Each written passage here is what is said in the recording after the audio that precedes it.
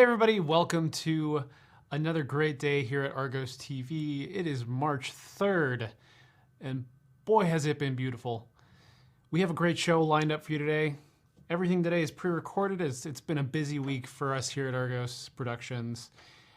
So we're starting off the day with a new piece to kind of get your mind ready for whatever you have coming during the next week, as we've started measuring our days Wednesday to Wednesday. So Sarah Weber, the brain cleanup coach, is going to give you some nice tools to go deal with life. And after that, we have Erica working on the Oh Dear project. We're going to do something a little bit different this time, where you're going to see a nice time lapse of progress so far that's going to lead into her most recent recorded episode of a good 30-minute work on that project. After that, we're going to have one more new song from me, followed by another new episode from Be Wise Gardens. Then we'll be doing two replays, one from My Idaho Friends with Chocolates by Josh, and then Randy Ty will close out the night. So thank you so much for watching, and enjoy the show. Hi, I'm Sarah Weber, the brain cleanup coach, and welcome to your 10-minute mind fix meditation on have to versus choose to. And I love this subject. I love thinking about this because so often in life we feel like we have to do something.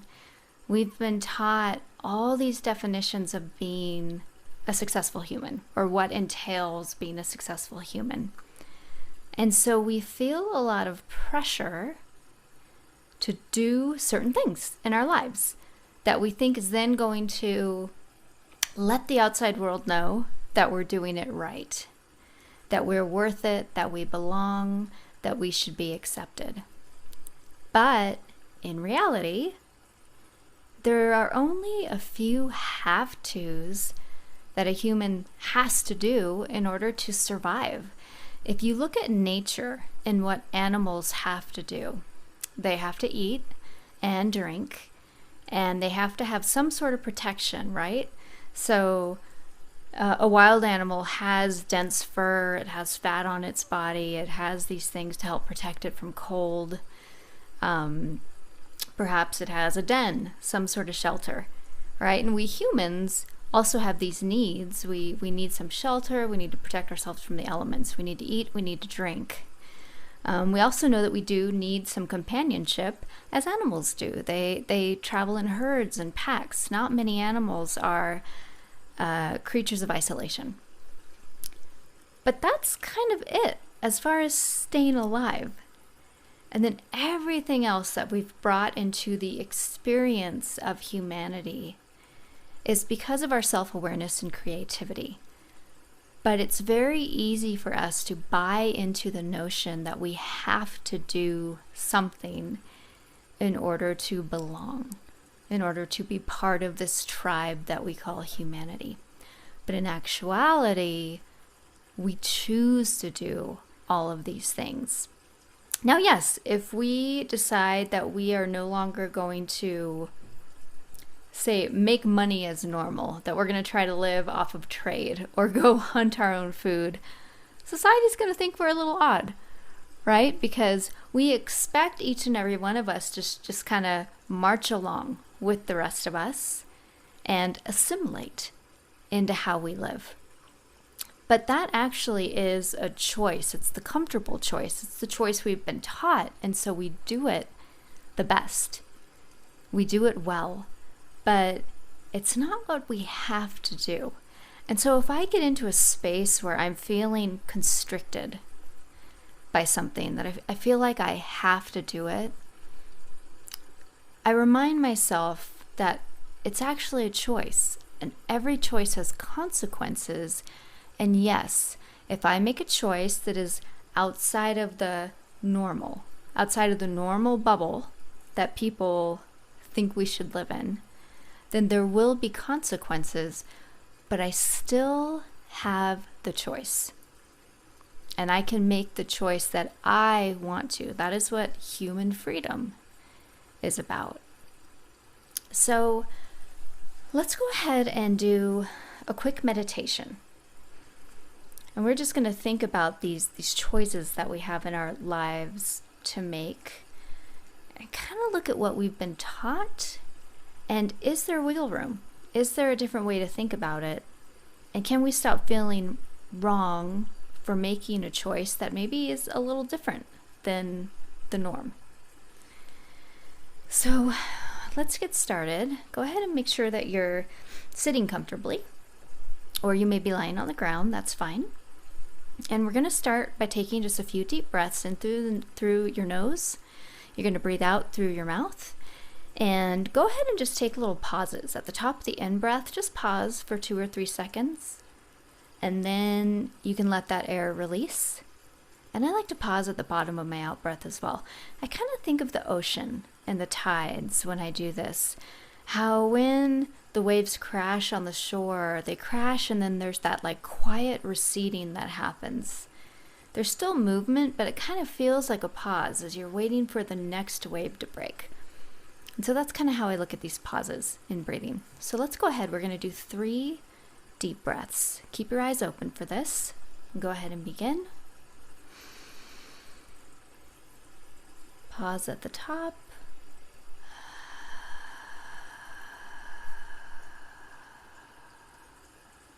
Pause.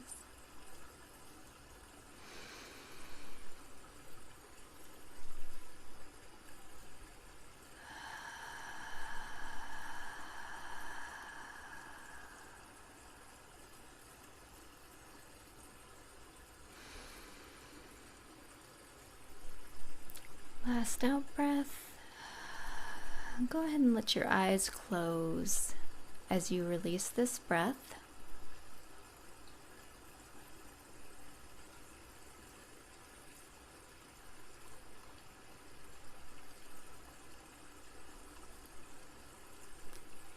And let your focus find your breath.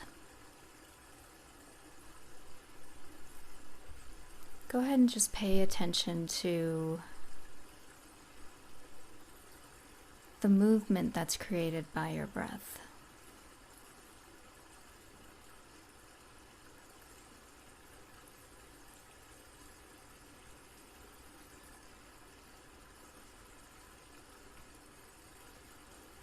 Now, as far as breathing goes, this is actually another thing that we have to do. We don't really have a choice in this one. We can choose to hold our breath for a while. We can choose to change the cadence of our breathing. But we have to breathe. Oxygen is required for us to stay alive.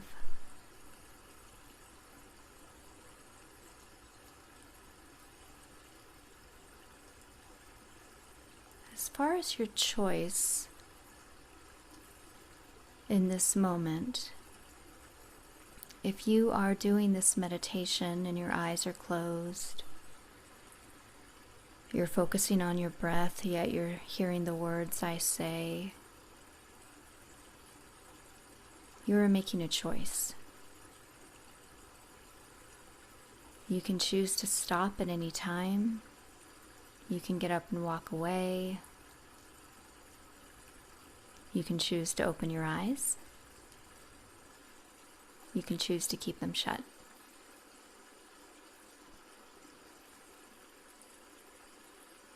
So many moments in our lives are dictated by choice, but we forget that. We think that we have no choice and that we have to do what we're doing. And often to keep your life the same, yes, you do have to do. You have to continue to make the same choices. And it's fear of consequence that will keep us stuck and feeling like we have to do something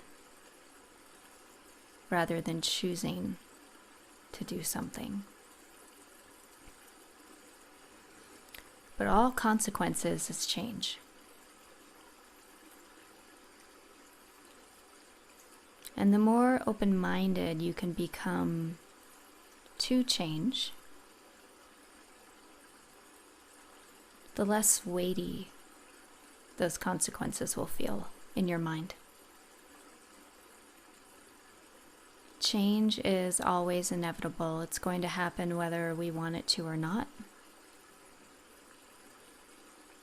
But we do have the creative power to try and forge paths, to try and control things. Sometimes it works, sometimes it doesn't. There's nothing wrong with trying to make something different or trying to keep it the same. There is always choice involved.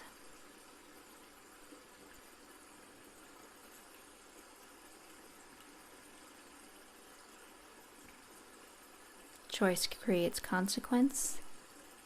Consequence creates change.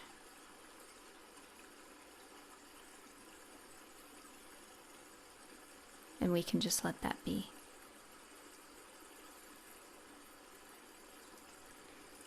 Now I invite you to take a deep breath in. Exhale and open your eyes. And I thank you for joining me in this 10-minute mind fixed meditation. And I will see you in the next one. Bye.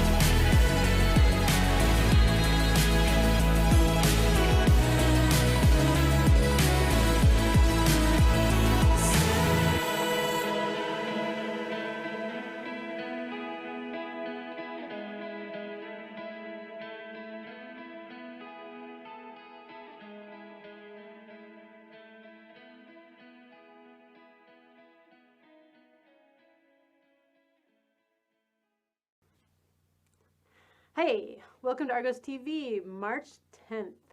So, we're going to continue with some of the drawing that I have been doing on the deer that is behind me.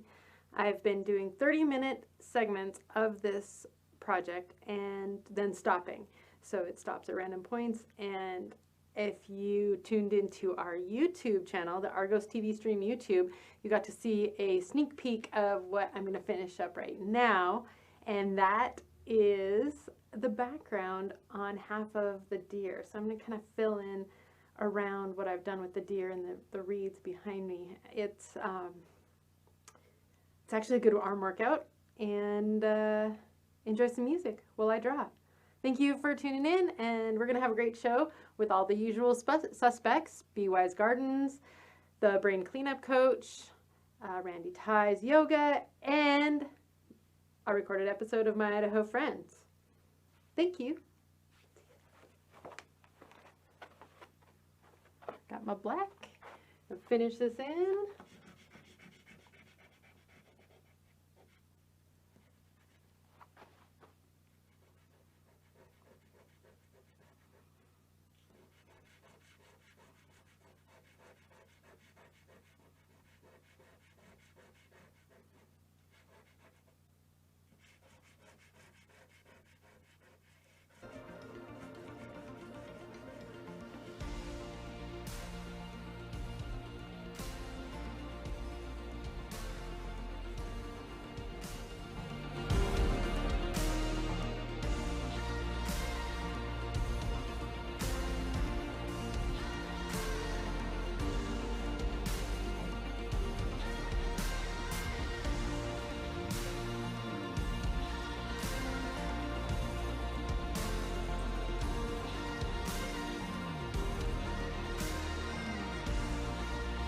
So I'm just filling in this space, the negative space, so that it starts to become the picture that I envisioned.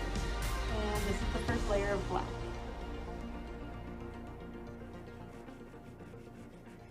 This is also where I get to kind of come in and make sure that all of the reeds that I started drawing will now be able to actually get fine-tuned. Like once I get all this black in, I can go in with the white pencil and create that depth and definition. Have a little more fun with it. So this part might be a little tedious to watch. I hope you stay with me. Because I'm really not creating anything new and dynamic on the picture today. That will be next week. We've got a whole other space over here. And right now I just have to go through the process, that patience, and fill in the areas that need attention.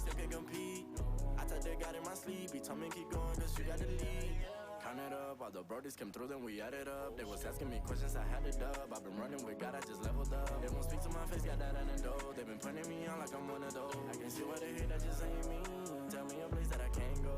I don't think they get it, they don't understand. I'ma do it for my homies and my fans. They don't see the vision, they just see the band. I send the money like a rubber band. His number one, I follow his command. You can try it, you won't get a chance. I'ma keep on going till I can, and abiding by his plan. They tryna hit me, I'm running the race. I gotta pick up the pace. They throwing shade, but I'm gone. You gotta keep it a bucks in my face. Taking and getting out of space. Best you stay in your place. They ain't on all of my songs. I don't know what can I say. They throwing shots, but I'm saved by his grace. God is the shoot, I'm the lace. Running around, got me stoned, man. Feels like I'm stuck in the maze. Shoot at the Oculus a case. They sipping only 96. I can't do it on my own, yeah. They judging me off my mistakes. Silver step into the play, you bet I'ma hit it. What I'm doing in this game, I did in a scrimmage. Rappers wanting all this beef and burning up bridges. Deep down they dealing with pain, they just wanna admit it. Won't stop till I get it. Speed it up when I'm winning. It's silver and undefined, period, no sin. Still tryna give me the fit. I'ma say Jesus and risk it. Treasure in heaven, generation with them, I pass the baton on my jits. Had to make sacrifices for this. I can fake, had to cut off some friends. Vision late ever since the beginning. Go get the bad, then bring it in. Every L was a lesson you did. Out the nest, had to handle the biz. I bought a whatchamacallit, and it's chilling right over the fridge. They tryna at me, I'm running the race. I gotta pick up the pace. They throwing shade, but I'm gone. You gotta keep it a buck to my face. Taking the gang out of space. Especially if you stay in your place. They hating on all of my songs. I don't know what can I say. They throwing shots, but I'm saved by His grace. God is the shoot, I'm the lace. Running around, got me stoned, man. Feels like I'm stuck in the maze. Shoot at the Oculus a case. They sipping only 9 saves. I can do it on my own, yeah. They judging me off my mistake.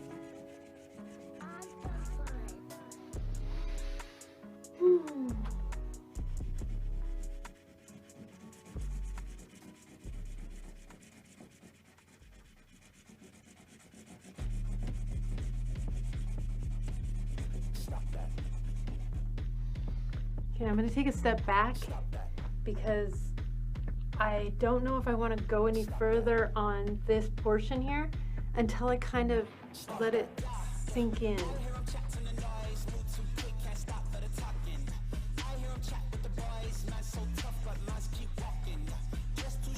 Yeah, the truth is I'm going to leave this for now because I don't know if I want to hit a few more of the bigger branches.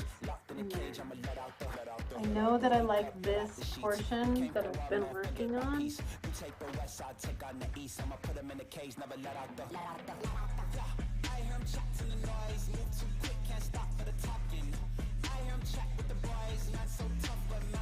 But I still need to ask myself questions about the rest of that before I go any further. It's a lot easier to create a brighter layer on this as it stands and keep building on that movement of those reeds once I start building more on them and just like look at it more and see before I go on. So that might be something I wait a couple of weeks to work on, or do a quick YouTube block next week.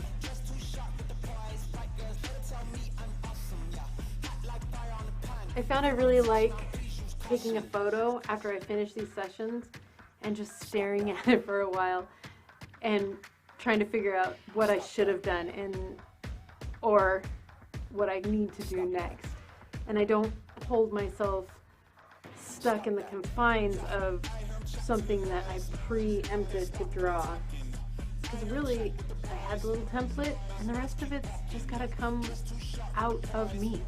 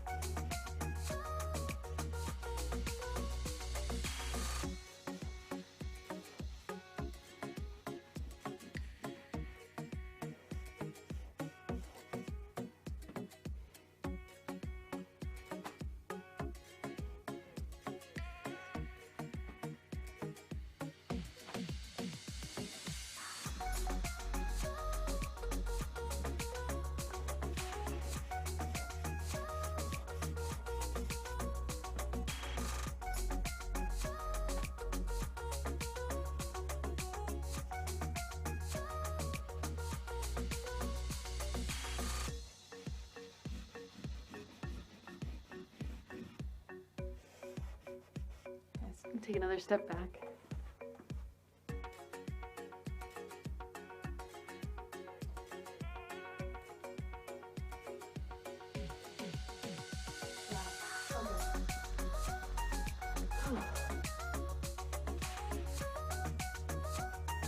I know I need to stand like so you can see it, and that's hard.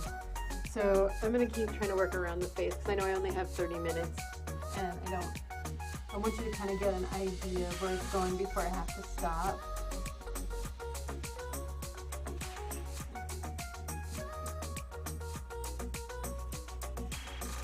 And also, so I have something that I can take a photo of and see what my next step's going to be.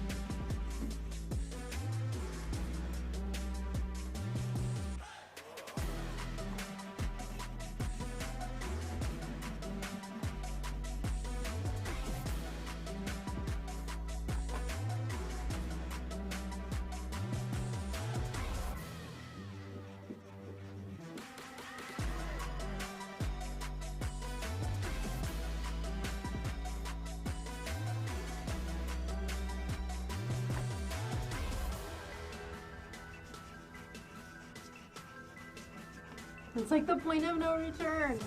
Ah! My inciting incident of my, oh dear. Now we gotta go. My chalk is so tiny, it's hurting my fingers. So I'm gonna grab another fresh black. See if I can make some more headway. Same grade.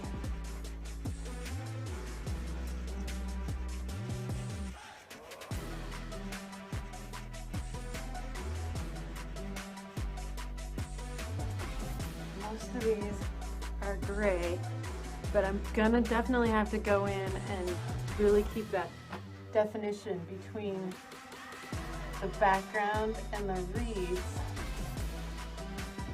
And that's gonna be the biggest challenge that I have set for myself on this picture.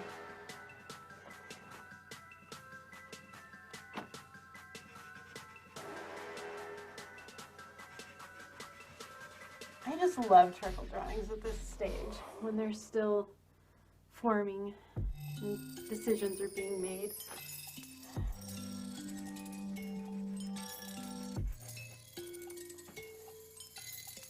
It's like, these are the times that you challenge. Like once you lay down some of this stuff, then you have no choice but to add the next layer and create off of that. But making the choice to get rid of the white space, which is actually something I struggled with. I was like, should I turn that all white? But that's really, really difficult. And it limits, because always what I can do with black charcoal is get a really strong foundation. And I can always come in with that white pencil and just have fun creating from that point out.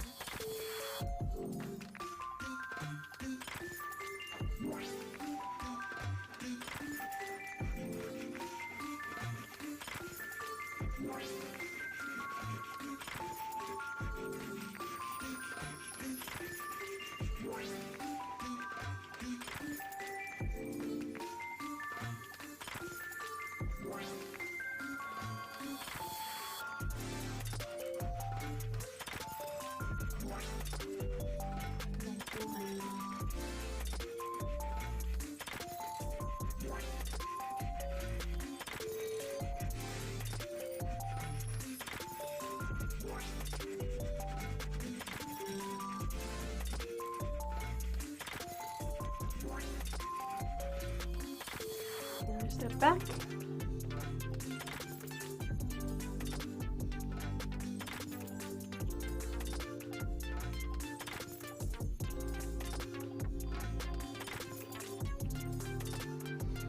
Okay, so I made those two reeds, and now that I've actually added in a few more that seemed like they were little antlers. I did that on a purpose because before I don't want to take any of this black. until I get this portion figured out. I'm really gonna try hard not to go to this side of the picture and then move the table over to keep me from doing anything else. It's a new strategy because I tend to jump around on my artwork, and I'm just trying to teach myself a little more patience and focus.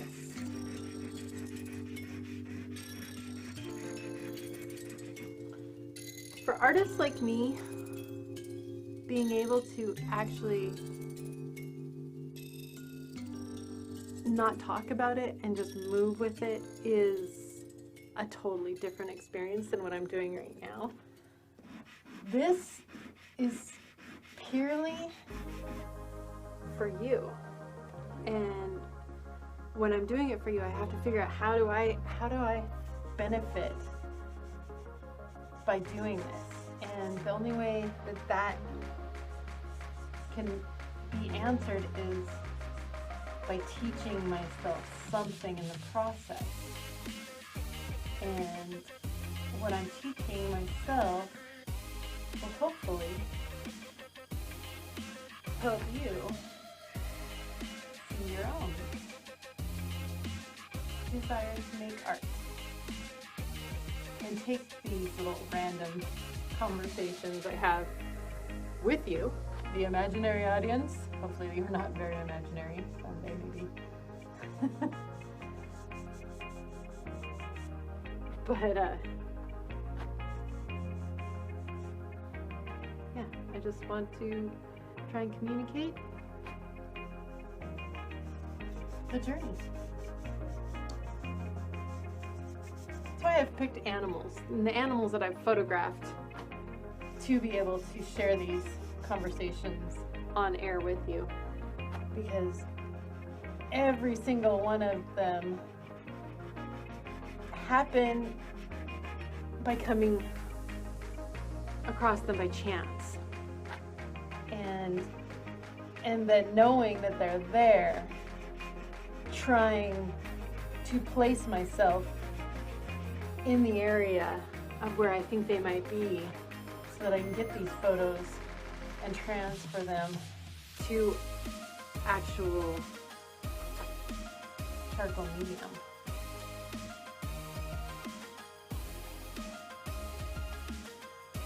Okay, so I don't know what my time frame is right now. I'd like to get up here.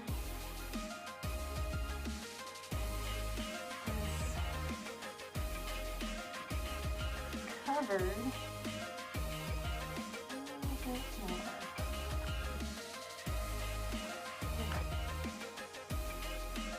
So that I can plan out next week's session.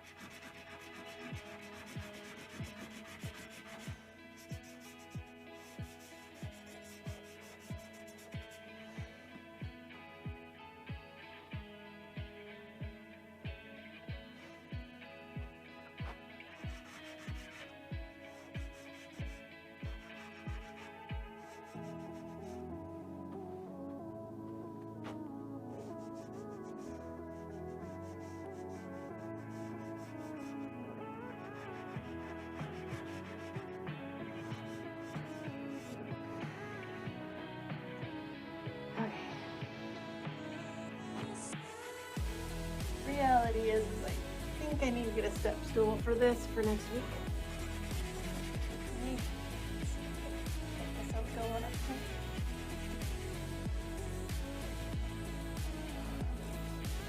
Nope, I'm getting there. All right. Put your hand, I can touch this one.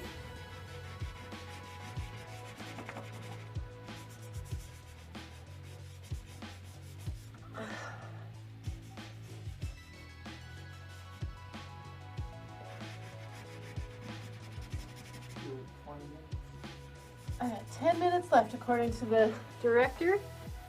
So let's see. Yes, I can get going in here.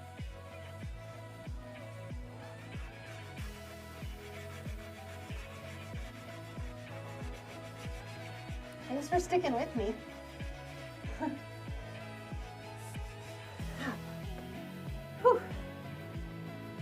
All right. Whew. All right.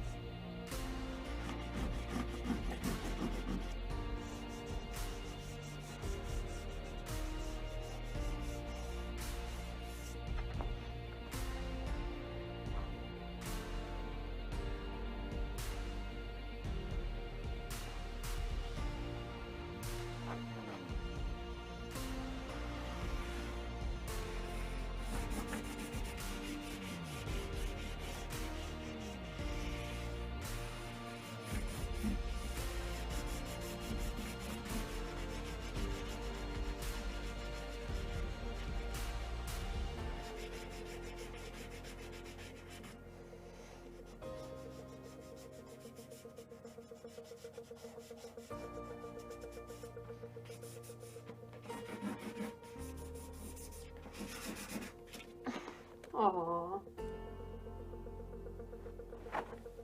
And it.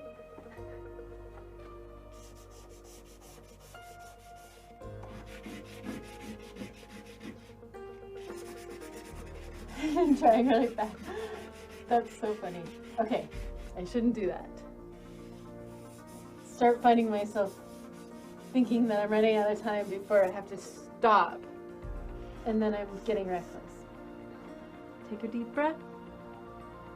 Step back. It's okay. I only get this far. It's okay. And I actually take that.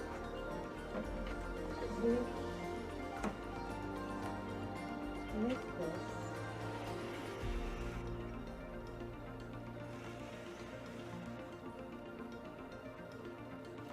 a hard line.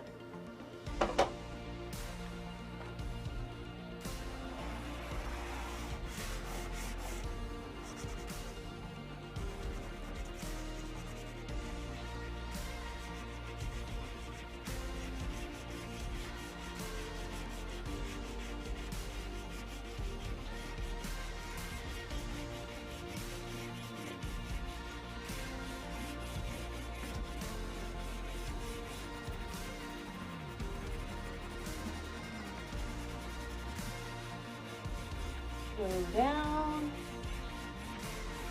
and breath.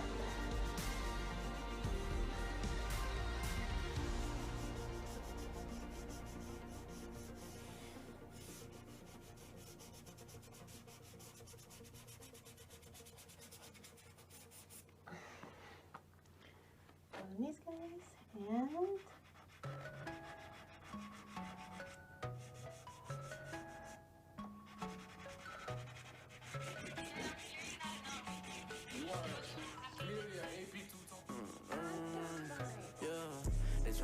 I'm running the race. I gotta pick up the pace.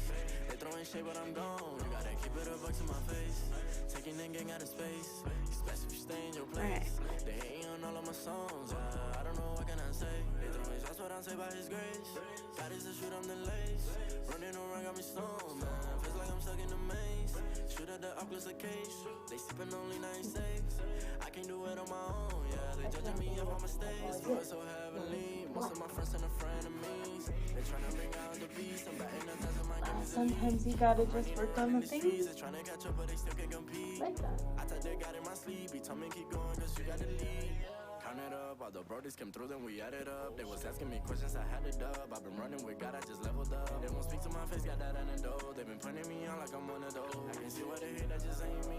Tell me a place that I can't go. I don't think they get it, they don't understand. I'ma do it for my homies and my fans. They don't see the vision, they just see the band. Eyes on the money like a rubber band. That is number one I find, it's good man. You can try it, you won't get a chance. I keep on going till I can. And abiding by His plan. I want to really hit that light source spot because I feel like it's hitting here, so everything in the front. Taking that gang out of space, especially if you stay in your place. They hating on all of my songs. I don't know what can I say. They throwing shots, but I'm saved by His grace. God is the shoot, I'm the lace. Running around got me stoned, man. Feels like I'm stuck in the maze. Shoot at the Oculus case. They sipping only 96. I can't do it on my own. Yeah, they judging me off my mistakes. Silver step into the play, you bet I'ma hit it. What I'm doing in this game, I did in a scrimmage. Rappers wanting all this beef and burning up bridges. Deep down they dinner with pain, they just wanna admit it. Won't stop till I get it, speed it up when I'm winning. It's silver and undefined, period, no sin. They tryna give me the fit, I'ma say Jesus and risk it. Treasure in heaven, generation with them, I pass the baton on my kids. Had to make sacrifices for this. I can fake, had to cut off some friends. Vision late ever since the beginning. Go get the bad, then bring it in. Every L was a lesson you did. Had a nest, had to handle the biz. I bought a whatchamacallit, and it's chilling right over the fridge. They tryna at me, I'm running the race. I gotta pick up the pace. They throwing shade, but I'm gone. You gotta keep it a buck to my face. Taking that gang out of space. Especially if you stay in your place. They hating on all of my songs. I don't know what can I say. They throwing shots, but I'm saved by His grace. God is the shoot, I'm the lace. Running around got me stoned, man. Feels like I'm stuck in the maze. Shoot at the Oculus case. They sipping only 96. I can't do it on my own. Yeah, they judging me off my mistakes.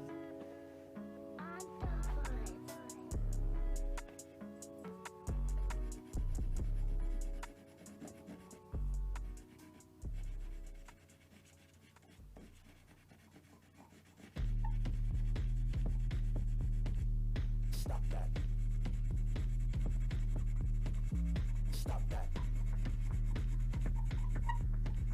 Stop that. Stop that. I hear him chat to the noise, move too quick, can't stop for the talking. I hear him chat with the boys, man so tough, but mans keep walking. Just too sharp with the prize, white girls better tell me I'm awesome, yeah.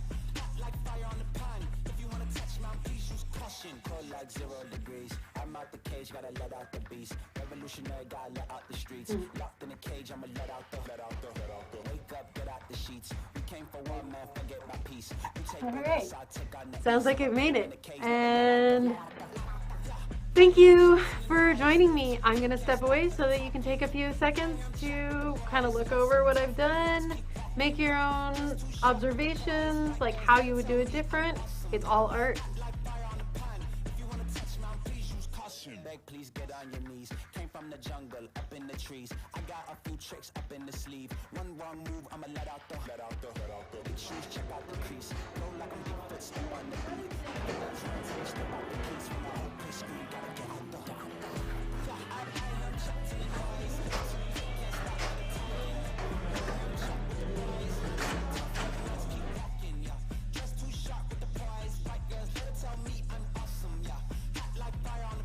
Hey, welcome to Argos TV, March 10th. So, we're going to continue with some... Hey everybody, thanks for joining me here on Argos TV with some new songwriting. I love the way that Erica's new project's turning out with the Oh Dear charcoal going on over there in the studio. I'm going to do one more new song in this kind of set that we've been doing. I think we're part 4. And then I'm going to revisit some of the songs that we've been doing earlier in this series to kind of wrap those up, see if there's anything I can expand on, or maybe just let them lie. So, per usual, earlier I was kind of just like fussing around with piano, seeing what sounds I was kind of attuned to today. And I kind of fell on this chord, I guess, yeah, chord progression. It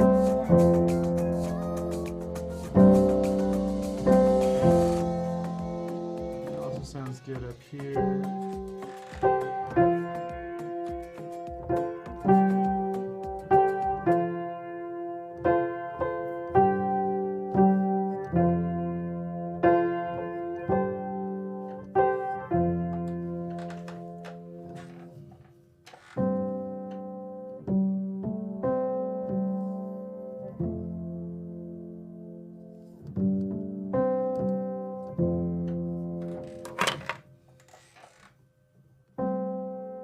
Let's see, so we have kind of a...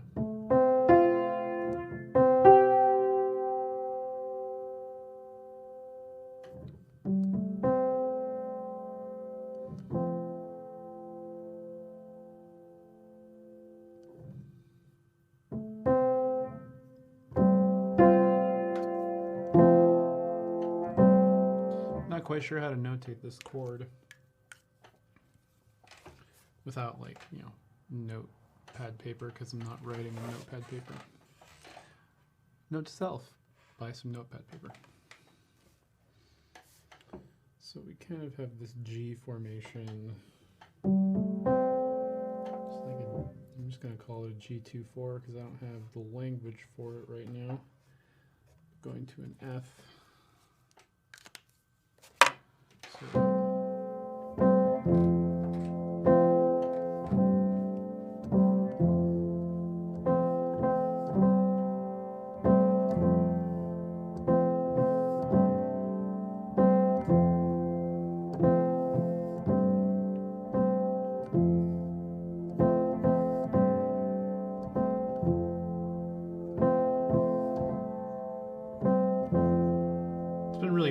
windy here recently, so maybe it's, you know,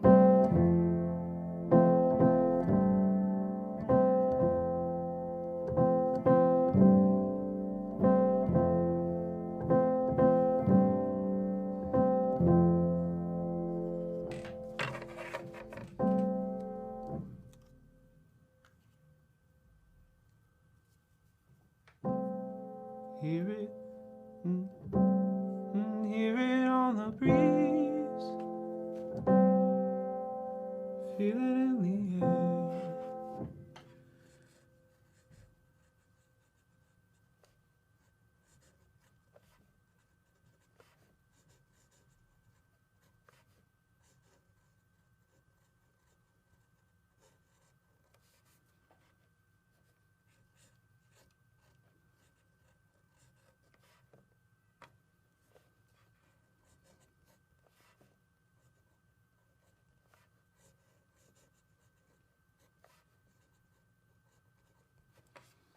So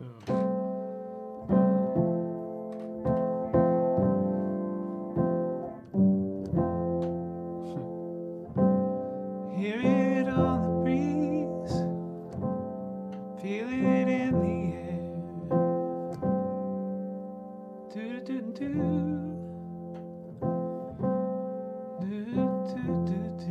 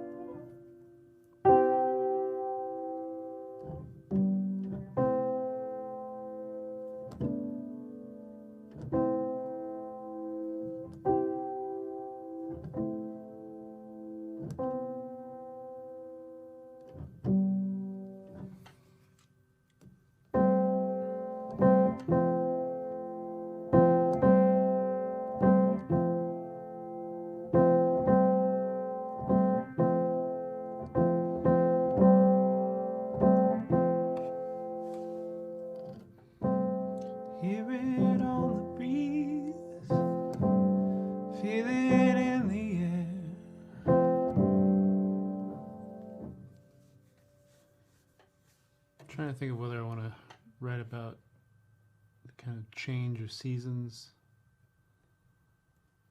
or not.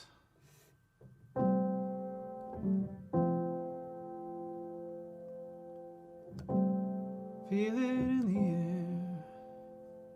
air, changes all around.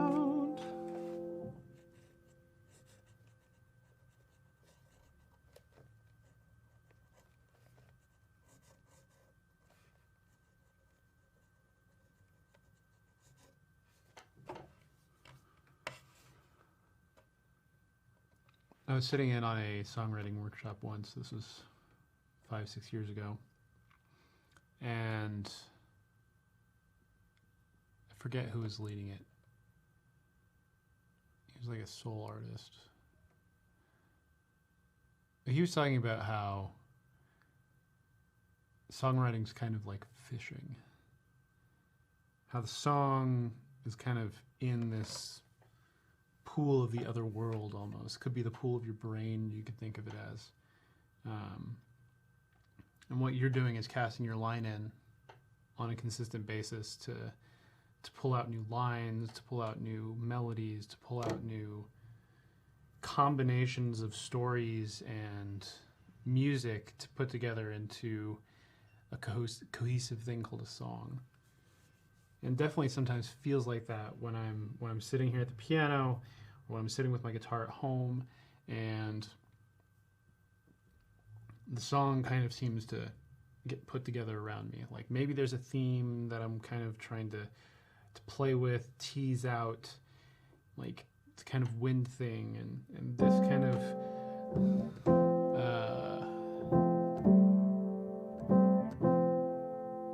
seesaw motion almost. Kind of makes me think of sailing, kind of makes me think of wind.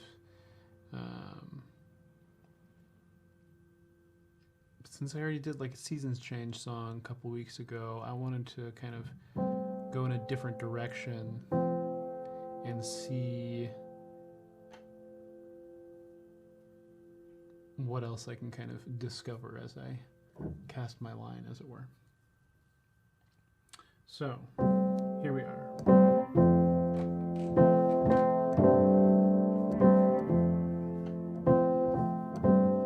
Hear it in the air.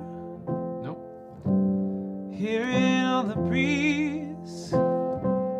Feel it in the air. Changes all around.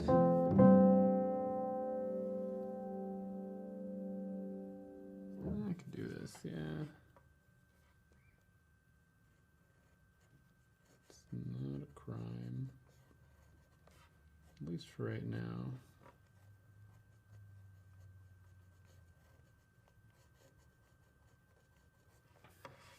That's the beauty of putting kind of a constraint on the time frame is I look at it as working on getting a first draft of the song, kind of like pull out a couple small fish.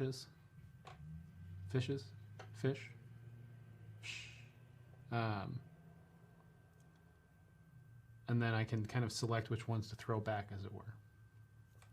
I don't know if that metaphor worked.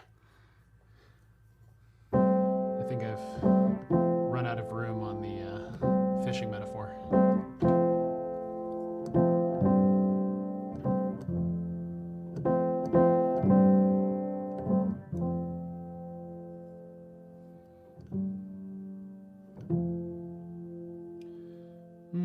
And I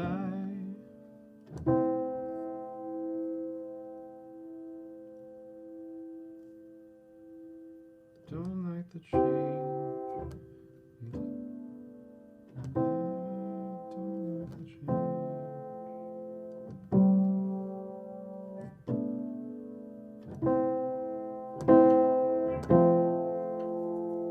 Yeah, like that.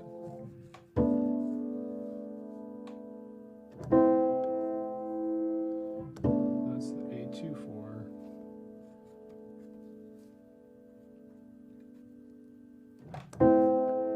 Into the A minor.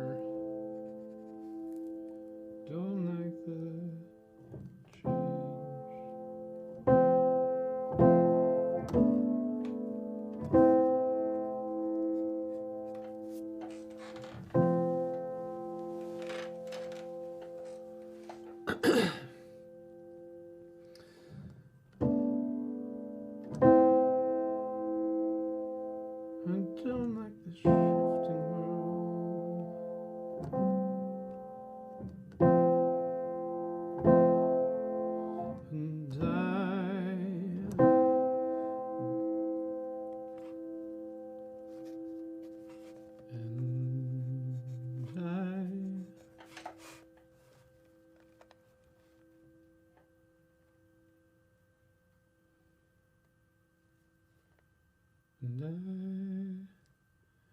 And I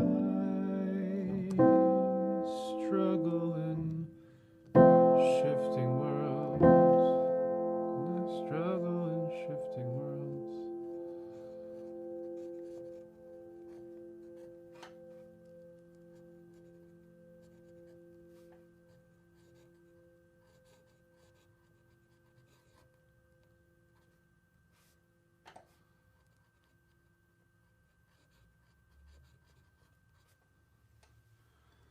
And the changes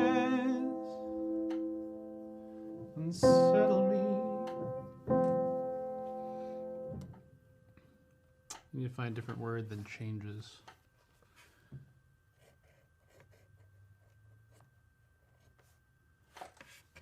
Maybe I need to invest in a thesaurus. Thesaurus. Do they even print thesauruses anymore? I don't know.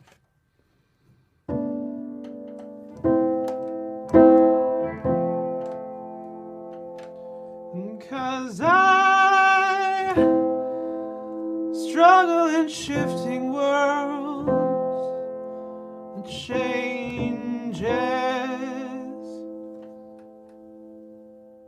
unsettle me.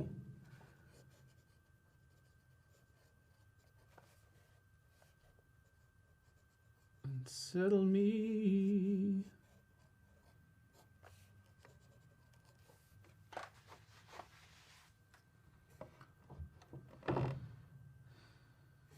Please take my hand.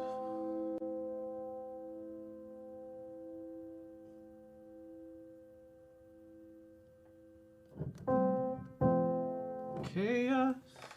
That's better. Settles me. The chaos unsettles me.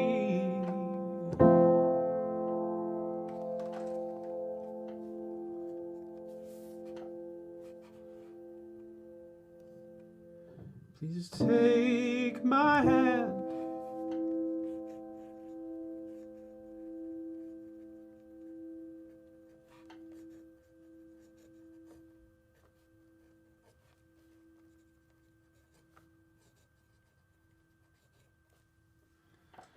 Take my hand.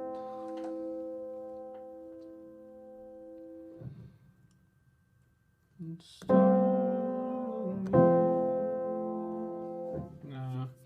Please take my hand.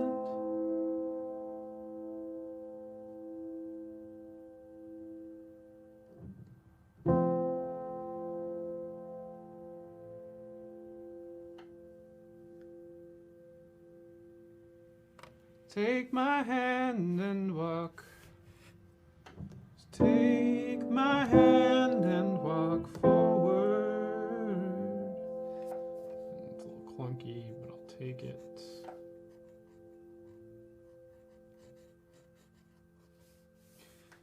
Into the unknown.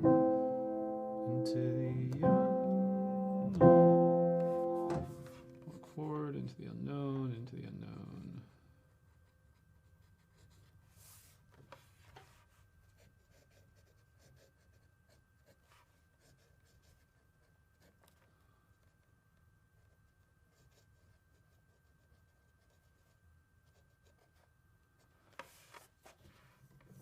Take my hand and walk forward into the unknown, into the unknown,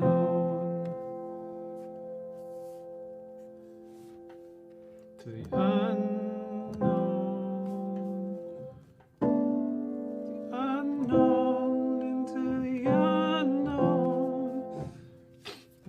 that a little bit in probably the second edit.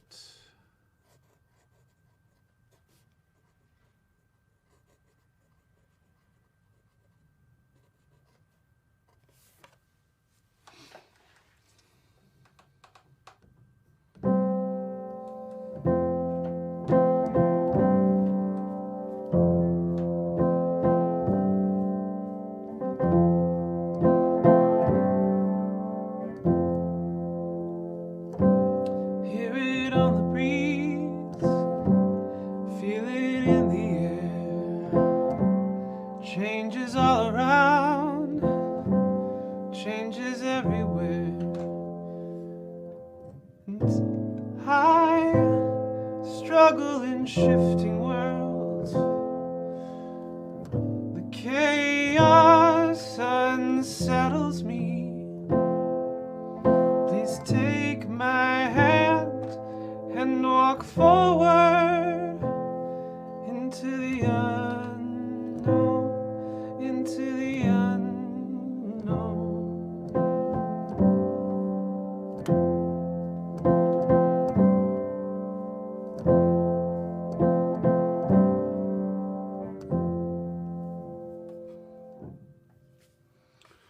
Okay, so we have a stanza of a verse.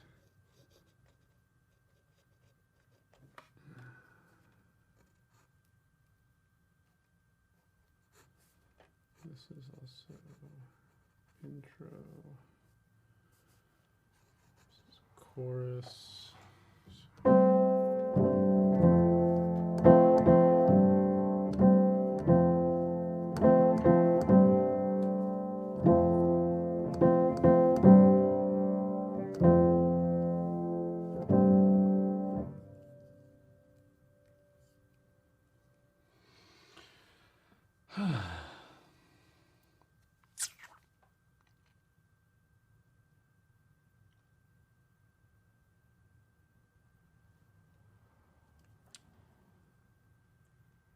So we're talking about chaos and change, shift in the world.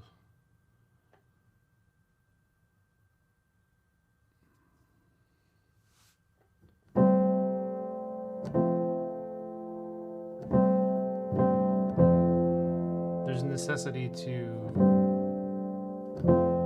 stand tall against the chaos.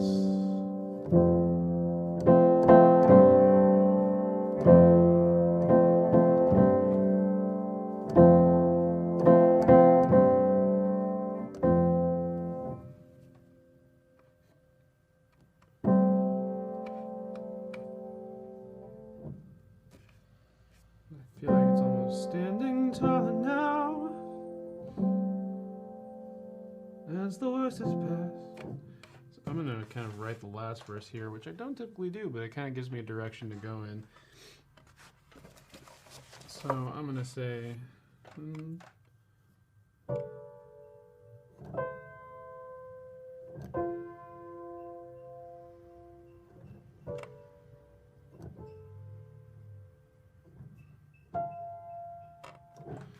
that's an interesting idea. Standing taller now. So let's see. I feel like we need a second stanza here for that first verse. So I'm going to do this.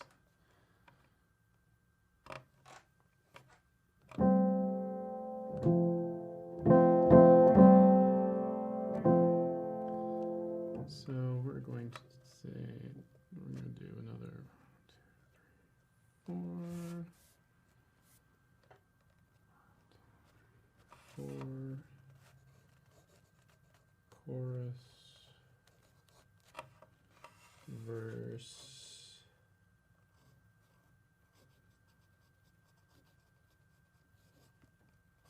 Nope, that's not where that goes.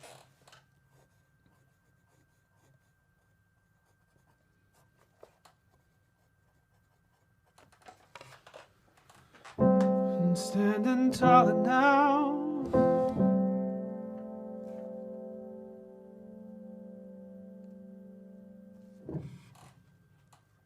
as the wind still grows.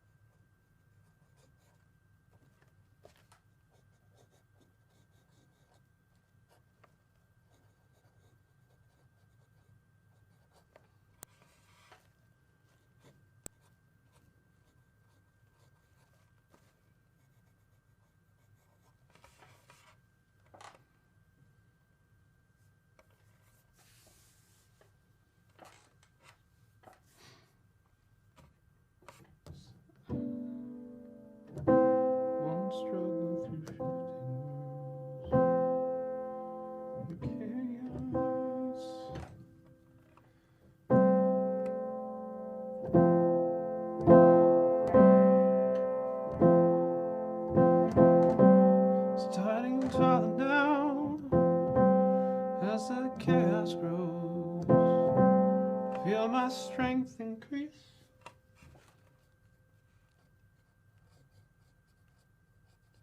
Now I kind of feel like I'm writing about D&D. Somebody give me a strength check.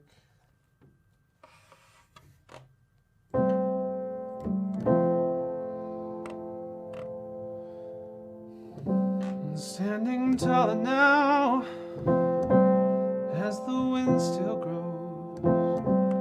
Feel my strength increase. I'm just going to throw this in here because it'll help me finish off the stanza and get to the chorus. But nobody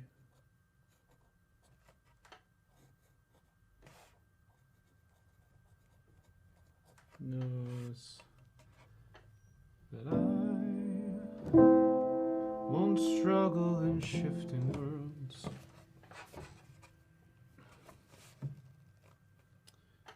I barely have enough room for this right now.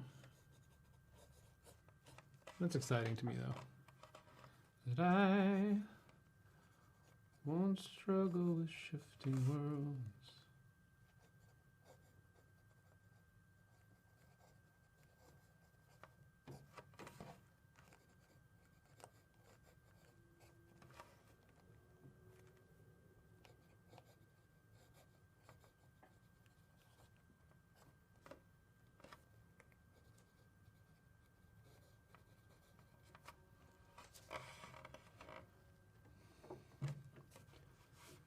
Chaos will swallow me.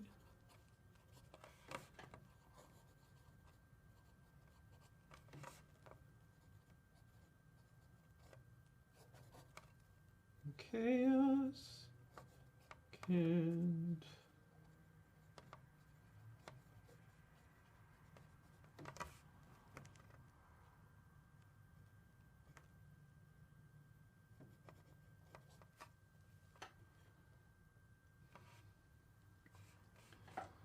come take my hand. Yeah, definitely running out of room.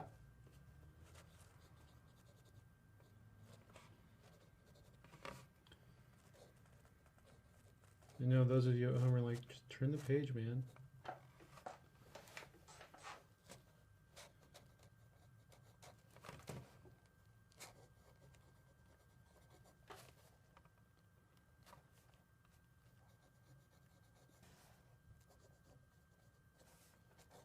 Let's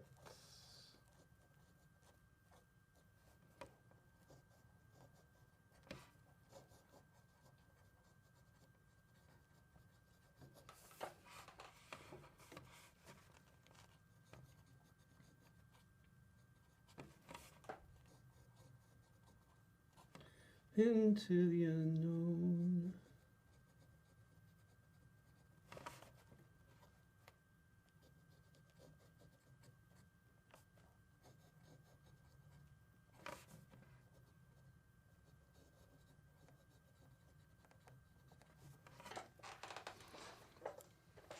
Okay, so let's go back to that first verse.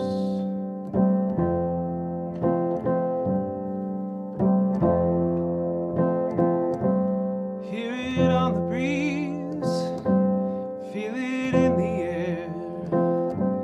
Changes all around, changes everywhere.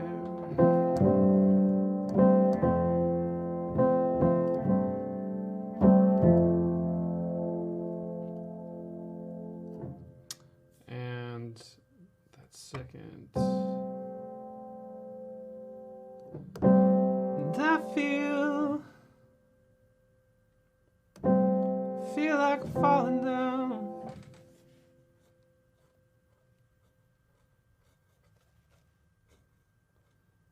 Feel like I'm falling down.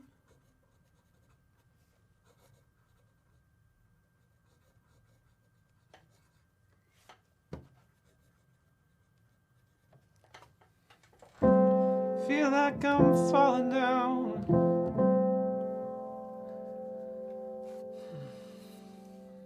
Feel like I can't get up.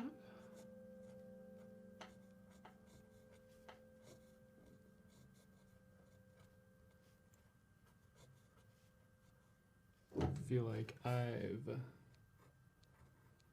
fallen down. Feel like I can't get up.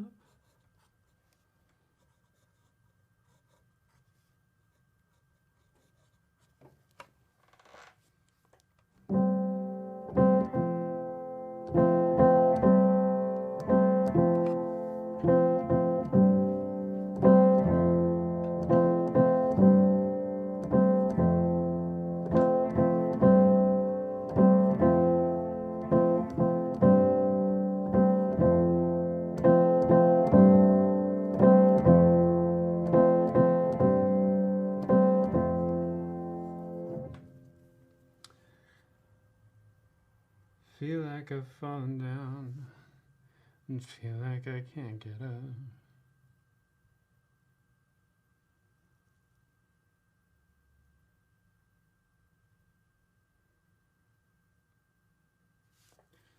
So I'll just stay right here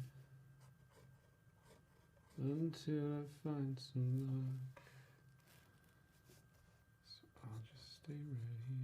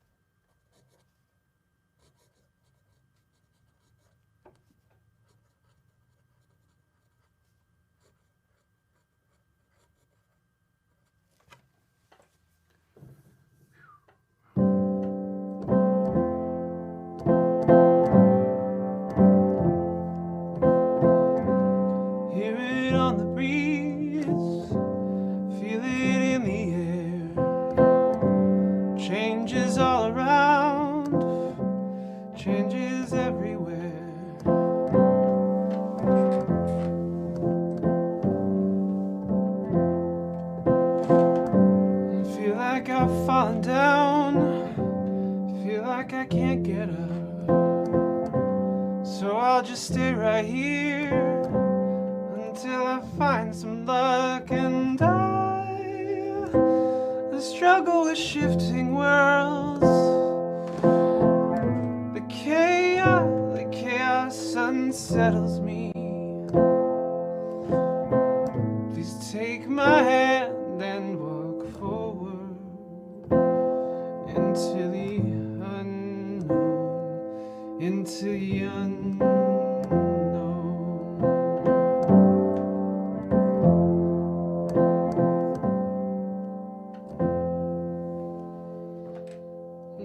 So we have a first verse, a last verse, chorus, even a last like slightly altered chorus, as you can see from my scroll down on the bottom here.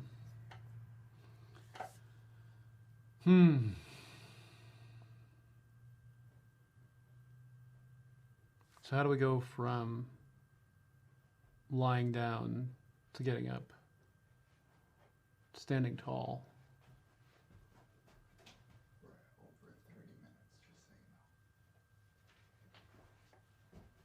Well, at this point, we are at the end of this session right now. So I guess we'll have to find out next week when I revisit all the songs that we've done in the last 4 parts of the series. So thank you so much for joining. Enjoy this replay of an interview with Josh Parker from Chocolates by Josh. The chocolate's delicious, so go out and buy some. Until next time, we'll see you next week. Hi, from Be Wise Gardens. Thank you so much for all of your questions. That just makes us so happy because we want to share this information that we have. And the number one question was about weeds. And weeds are part of life, and that doesn't mean we have to like them or that we want them everywhere. But I want to show you 3 ways to deal with weeds manually and 1 chemically. And we try to use as little like commercial chemicals as possible, because you can spray and spray and spray things and you're not dealing with the seeds that fall from those plants. And you also have to follow the instructions on the label to a T, because if you just spray something once and then you don't follow up at that 2-week mark or that 10-day mark or that quarterly mark, then it was kind of pointless to have done it in the first place. And so weeds will just keep coming back and coming back because seeds are really viable for a long time. And so we really prefer manual weeding. And so if it's not something you can do yourself, bribe a group of friends. Like, this is a really cool thing. We have a gardening group and we trade work for work, you know, and we help each other in gardens. That's always a way to do it. We've got kids, or to spend 10 or 15 minutes doing it every day and stay on top of it. But number one way is with a tool like this in an area where you don't want to disturb like the landscaping, because we have this edge of soil, then we have this, you know, rock mulch. And if I put a shovel in here, then I'm going to be turning these rocks under and maybe losing, you know, the integrity of what we tried to create with this design. So if you have a tool like this is a hori-hori knife, you can send it into the ground and just pop that root and give it a little tug, and it makes the least amount of mess. And you can keep working and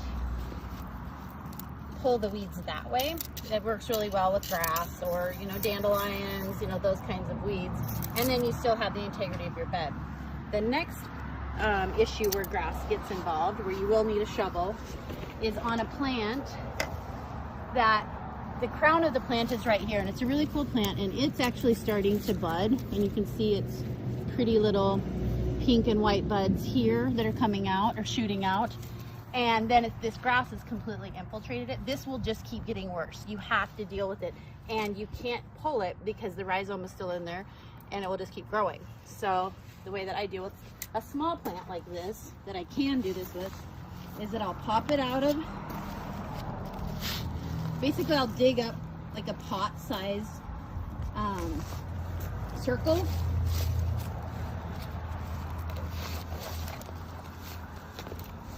Pop it out of the ground.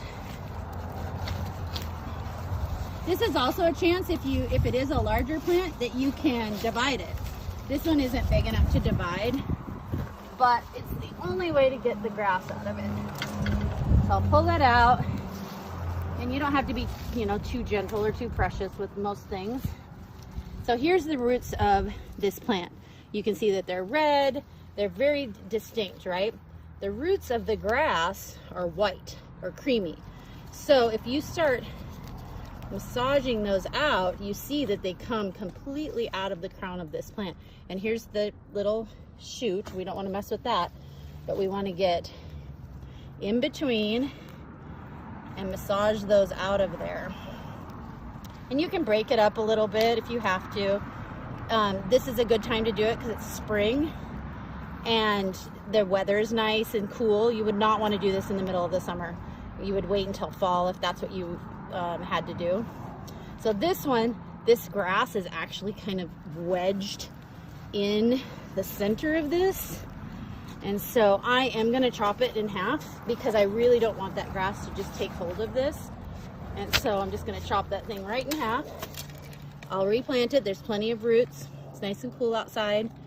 And you can see the grass roots are in here, and they'll just get worse and worse. And so we want to massage those out.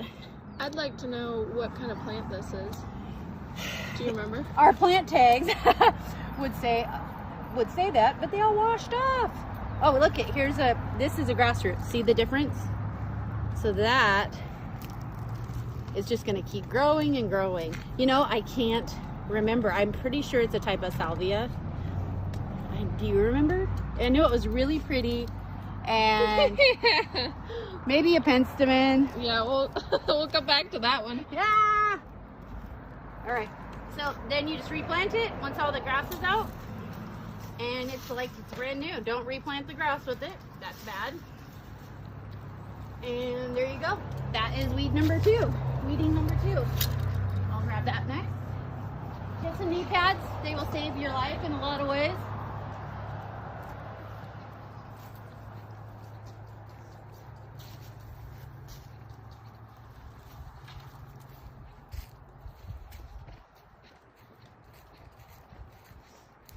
Next type of weeding is when the weeds came with the soil. We just made this bed last year, and you can see that there is a lot of small weeds that have germinated in the cool and wet weather. This is an awesome tool called a hula hoe. Why this is special is because it works both ways, not just a traditional hoe where you're pulling things.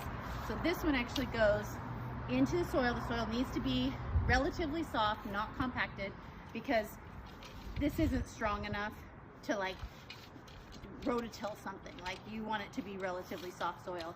And you put it in, and it goes about 2 inches down. Great cultivator.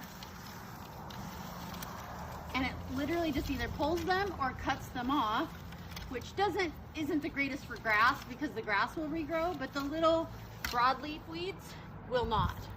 And so then you can go through and pick all these up if you want, or if it's a nice sunny day, you can just leave them on the surface and they will dry out. And that's a super simple way to do large areas.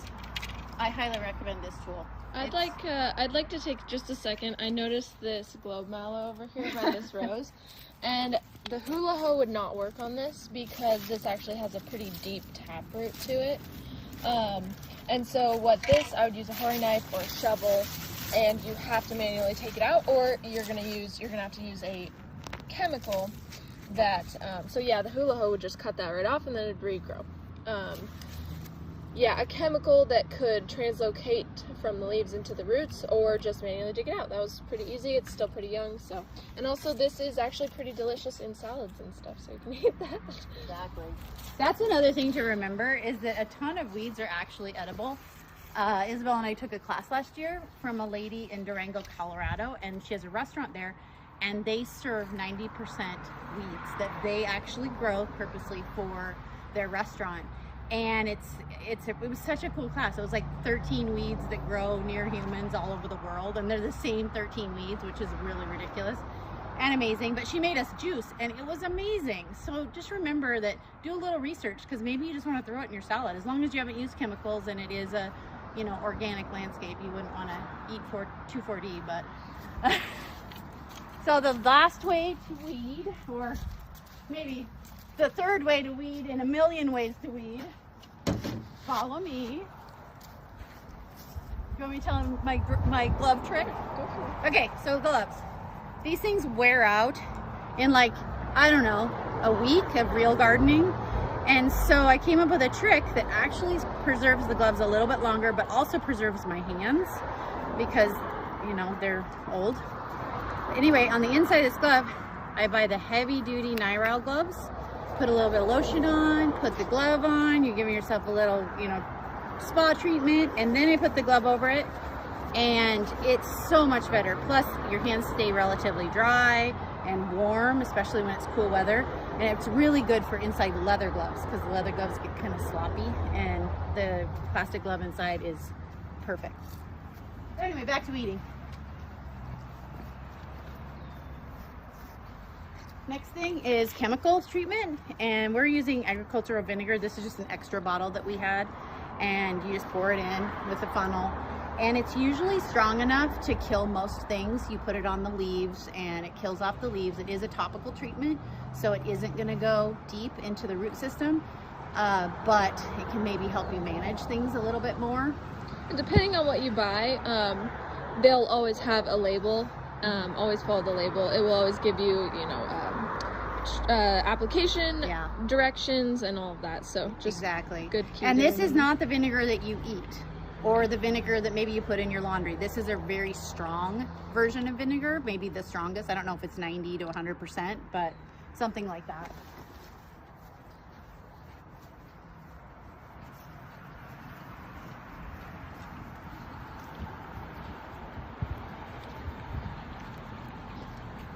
What this is for is in areas where it's not going to touch or be moved by watering to plants.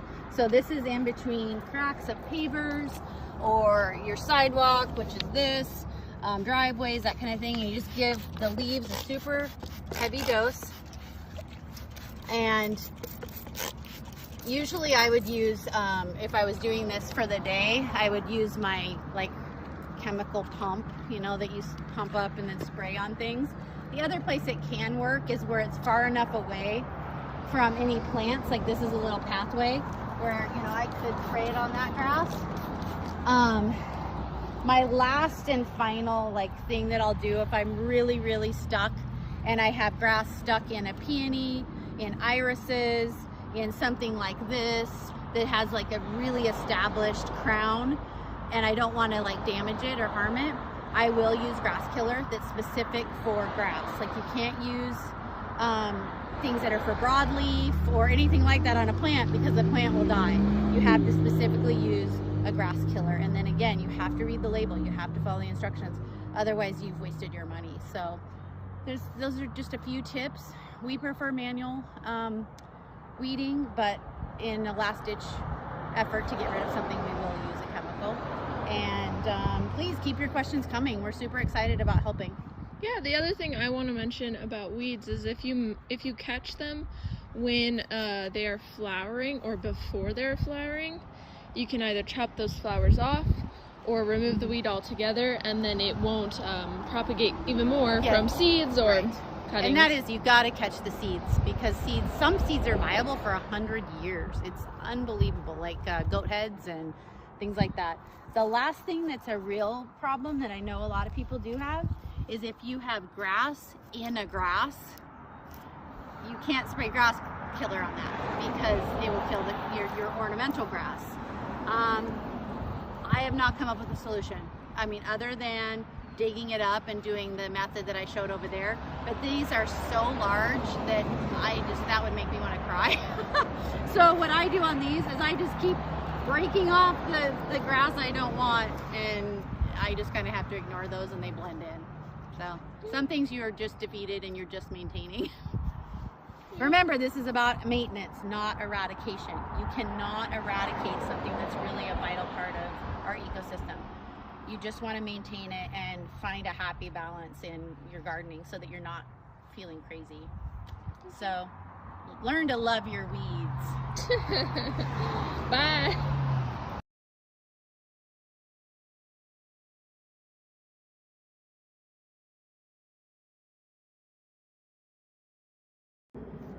Hi everybody, BY's Gardens. We want to just give you a really simple 1, 2, 3 on how to plant seeds in different places, because that's what a lot of people are thinking about right now. So in your landscape, these are shrubs.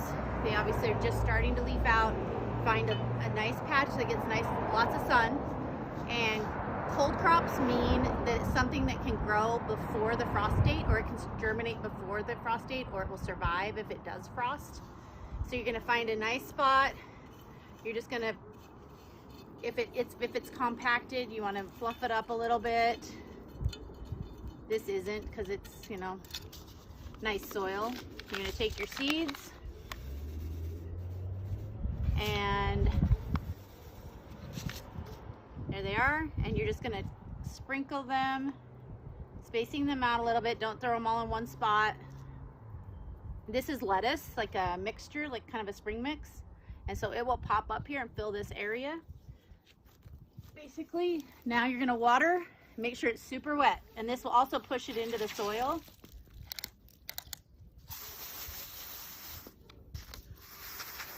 This has to be watered.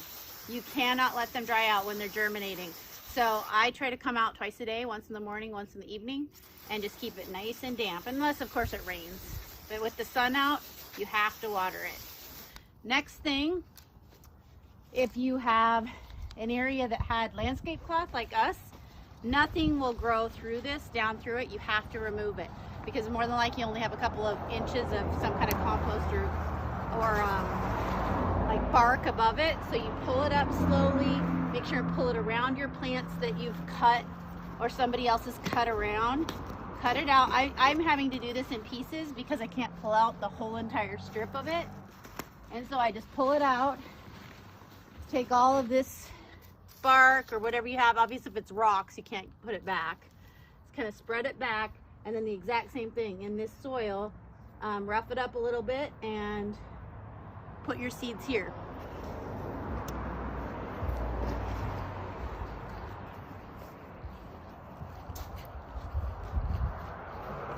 Next place that you can grow in is in patios or on decks is in planters. Put in some nice growing soil, like for raised beds or potting soil. And right now at like Home Depot and Lowe's, you can still get plants. And so if you're going to plant anything that's for the cold, same thing. You're going to put a little trough. These happen to be onions. You separate out each onion. Remember, these need to get 2 or 3 inches. So you're going to plant them about 2 or 3 inches apart in your pot. Don't let the roots dry out. Cover them as you go. Otherwise, it will damage them. Stand them up. Now in this pot, we can put onions all the way around the perimeter, and we can put a tomato right in the center. Tomatoes can't be planted out until after May 7th or 8th, but you can have a plan to put a tomato or a cucumber here on a trellis, like that one right there, or a cage, like a tomato cage. Yeah, and for anyone who's wondering, this we started about 4 weeks ago. These are just starts of onions. So for that type of thing, right now you can probably start them directly in the soil, just keep it moist. Yep. Next way is if you happen to have little peat pots, you can actually get these still off of Amazon. You puff them up, you put them in a tray, and you drop your seed in them, and again, keep them super moist. If you don't have something like this, don't worry. Go get a 9x13 cake plate that emulates a tray. Fill it with soil. Make sure that it's potting mix or raised bed mix, because it's nice and has lots of nutrients in it, and it's really fluffy. Same thing, prepare it just like we did outside. Sprinkle your seeds and keep it moist. As soon as your plants start to emerge, make sure they're in the sun, sunny window. It's not ideal, but it will work. And then we can, if it's lettuce or something cold, just take it outside and plant it.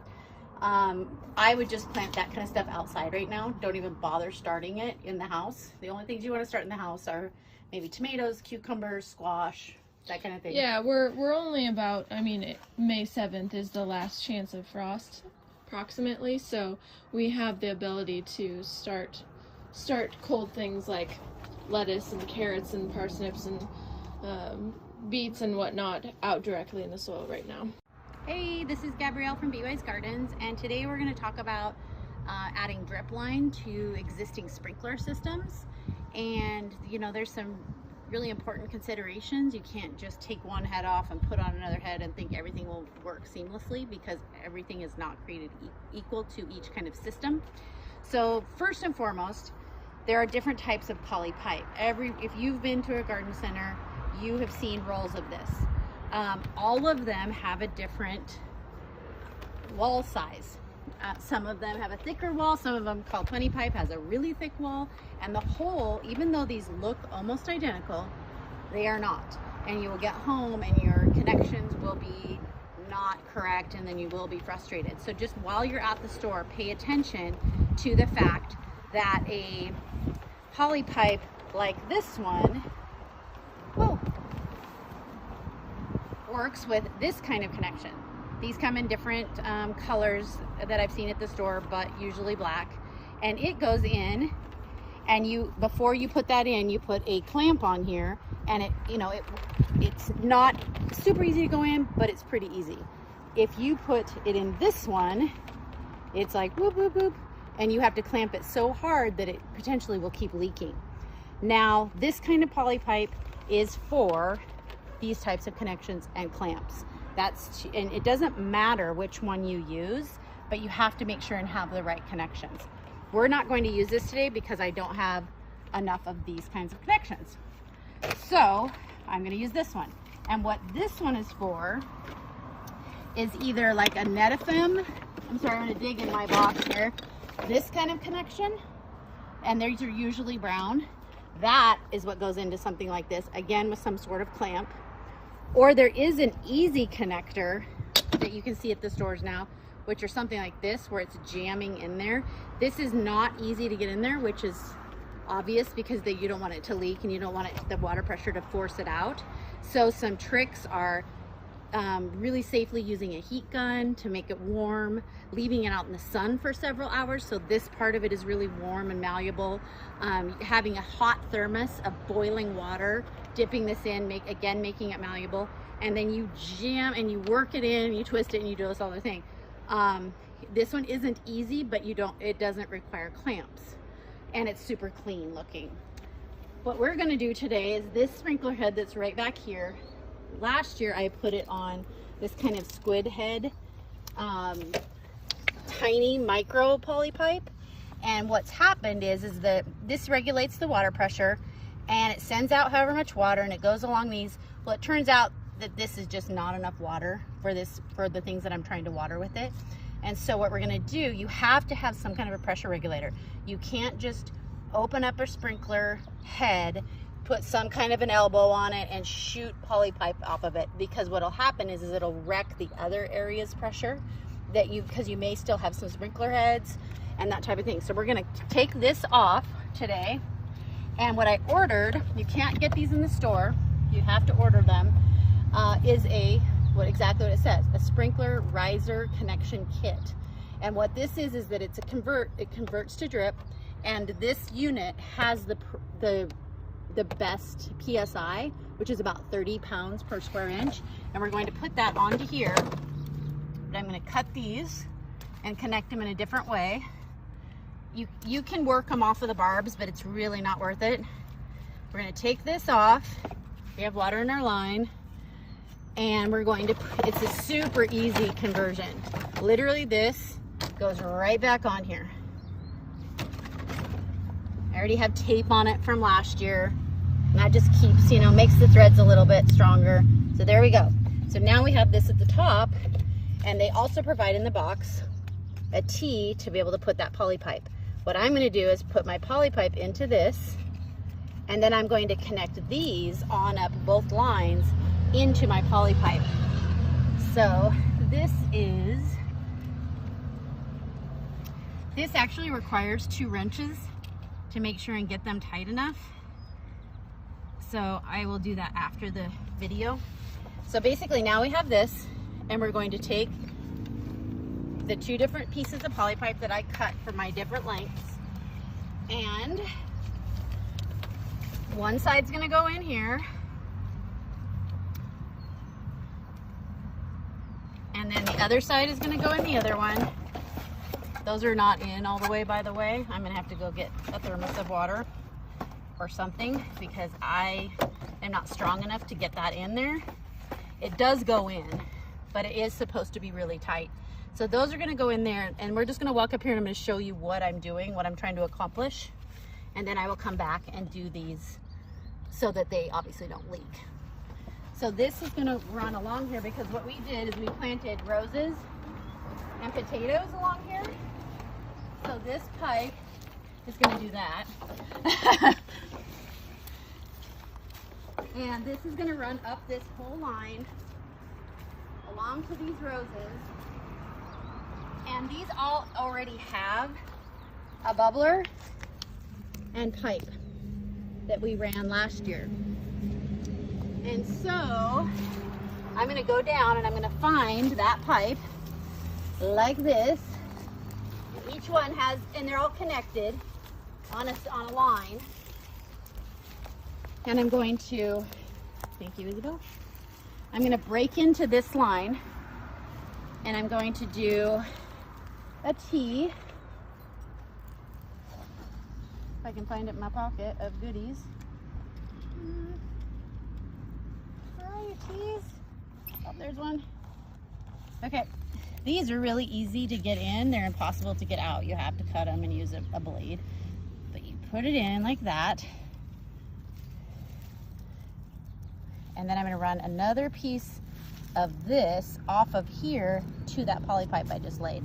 And then that gets punched into that, so that then the water is traveling to here and going to each of these plants. I'm also going to break into this line and put a bubbler to our potato baskets so that they get water through the summer as well. So that is a conversion for regular traditional sprinklers to adding some drip to your area that does not need overhead sprinklers, because it's just not efficient. 50% evaporation, especially in a hot climate like ours. And what we need, and you can see what we've done already off of other sprinkler heads by adding this drip tape to these beds, and it's a much better use of water, and it's more sustainable. So if you have any questions, send us a message. Have a great day. Hello and welcome to another episode of My Idaho Friends. I am your host, Jaime Lima, and we are here to bring you probably what is going to be our most delicious guest yet. That came out wrong, our most delicious episode. Before I stick my foot in my mouth again, let's circle back and send a shout out to our sponsors, Vital Elements. Hit up Vital Elements for your premium CBD products. You want a product that's got CBD, they got it. I use it myself. I've been doing the oil. Not gonna lie, it's been helping me quite a bit, and that's why I like that they are our sponsors, because their stuff works. I use it, so I stand behind it. I think we got some gummies, some oils, some ointments, some CBD gum. It's pretty cool.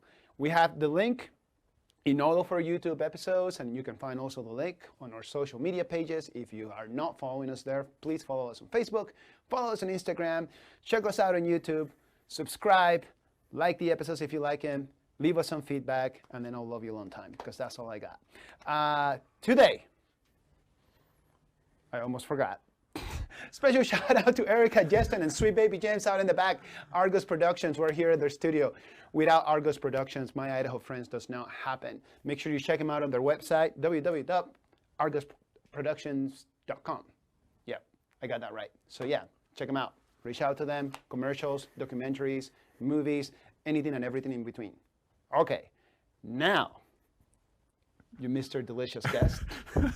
I get the opportunity to talk to my good buddy, Josh Parker, founder and main chocolate maker for Chocolates by Josh.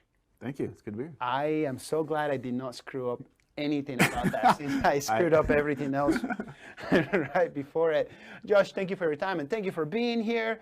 We got some Bear Island paraphernalia here and some delicious local brewskis. I will announce what the beer is, but you know what? We're done advertising for free, so just, yeah, that's right. I said it. So, but it's good and it's local. So, but for real, says shout out to Bear Island. Great friends, great supporters, and just awesome overall beer makers and family-owned business. Josh. Yes.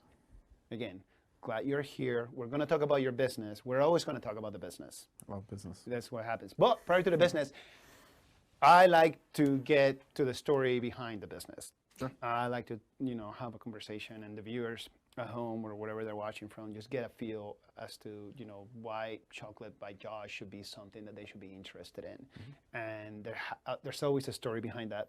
No business, big or small, starts by like, oh, golly, it's a little elbow grease and good luck attitude, whatever positive mental attitude. I cannot speak. But yeah, you know what I mean. Where were you about 10, 15 years ago? Were you already in this business, or were you doing something different? Talk to us about, Josh Parker. 10 years ago. Yeah. 10 years ago, I just finished, I guess I'm trying to think back, graduated culinary school.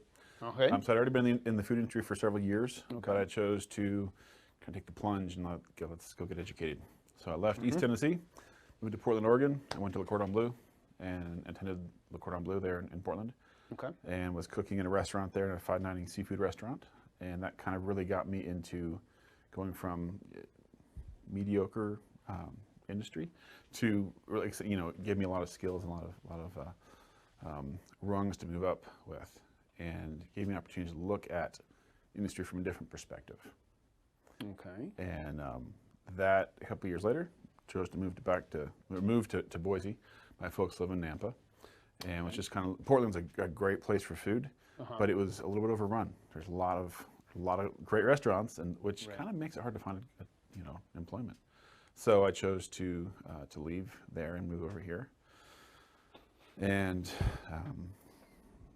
worked in a couple of restaurants here in the area.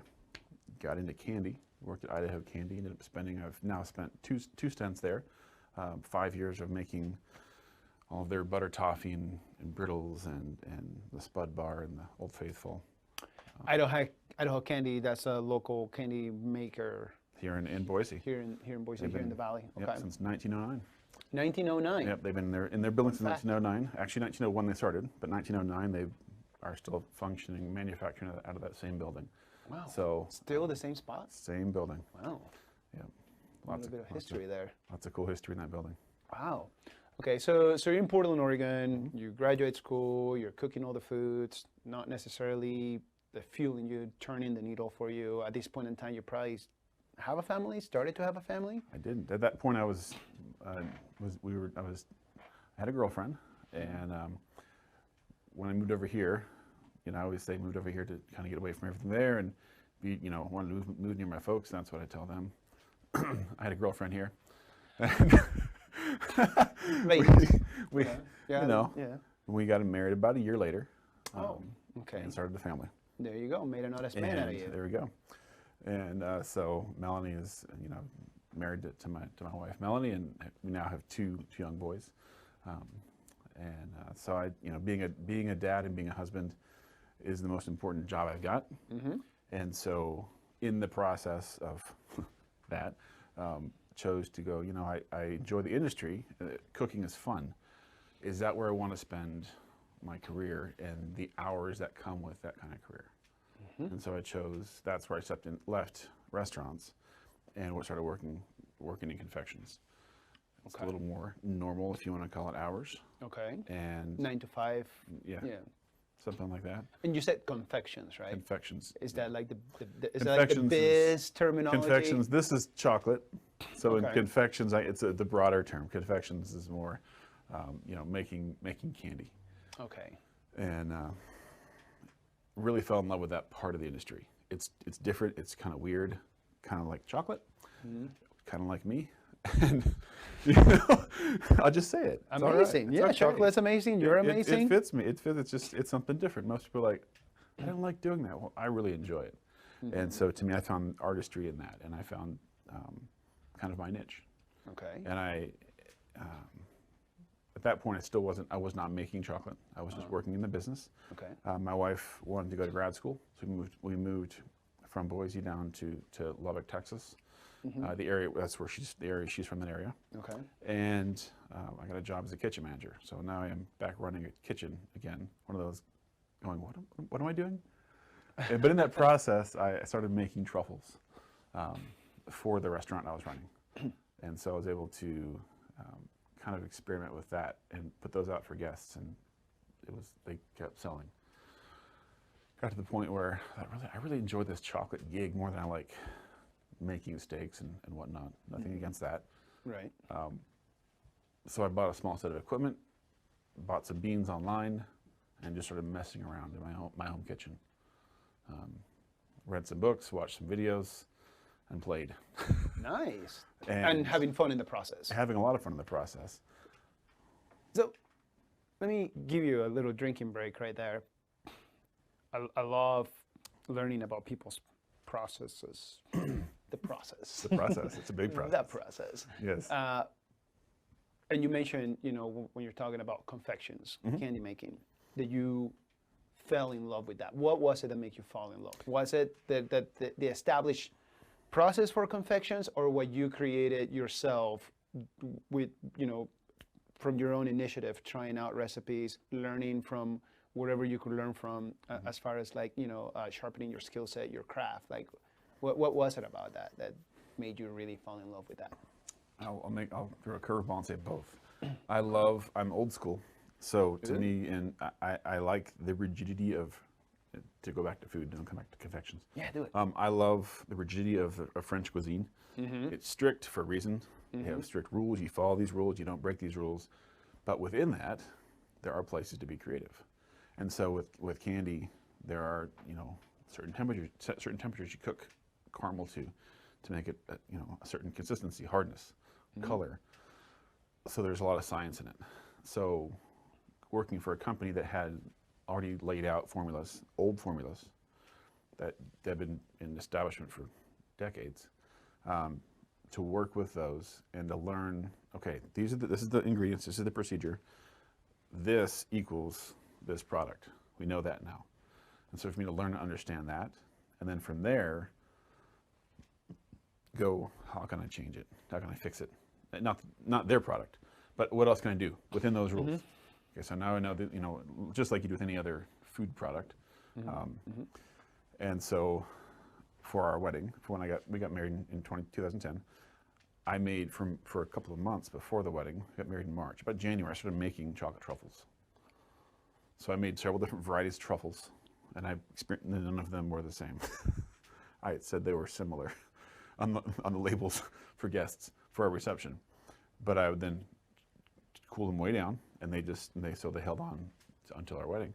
But I like the experimentation option in chocolate and confections, and so I don't know, guys, to bring it back together to your question.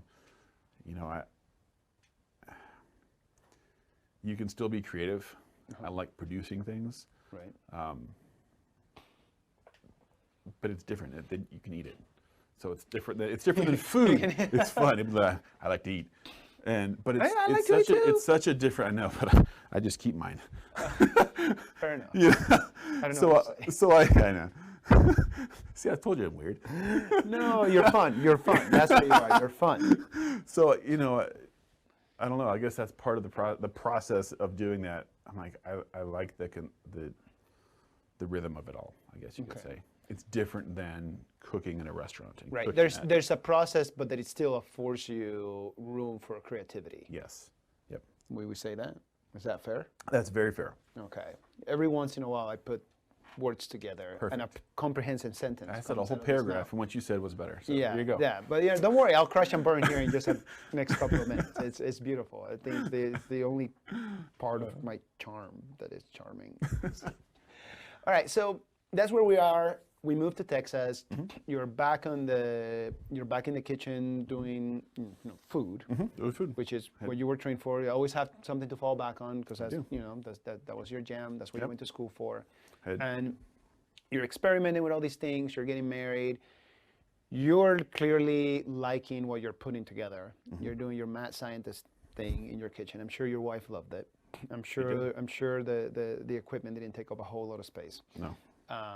Oh, it's being sarcastic. Never mind. Okay, so never mind. It didn't. It didn't, and she really enjoyed it. Okay, well there we go. She'd come home from school and she'd smell what she thought was brownies cooking, and it wasn't brownies. It was cocoa beans roasting in the oven. You walk in, it smells like she's like, well, where's the cake? Where's the brown? No, sorry, it's just the beans. It's just the beans. What? Sorry, I can make some brownies. Put it all together. Yeah. So then what happens? Because clearly at some point in time you're like, okay, this is too much fun. I'm onto something here. And then you have to have this very I won't say difficult conversation, but very, very serious conversation with your lovely wife, with your partner, because at one point in time you decide that this needs to be a business one way or another. And we are going through a pandemic.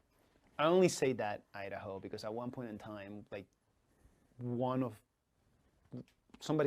whoever's a viewer, their son or granddaughter are going to watch it and be like, what is he talking about? Why would it be? Anyway, so there's a pandemic going on right now. But so starting a business now would be incredibly challenging. And even prior to the pandemic, it's still incredibly challenging. It was. Especially when you have a very niche market, because you're not talking necessarily candy making, you're talking about specifically just chocolate.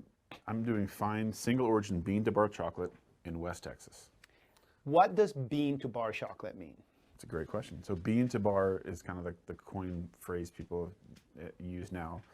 And when the company, the chocolate maker, buys cocoa beans, raw cocoa beans, and they do they take those beans and they sort them, they roast them, they winnow them. Winnowing is the process of separating the husks from the nibs. You take the cocoa nibs and you refine that down, you grind that down.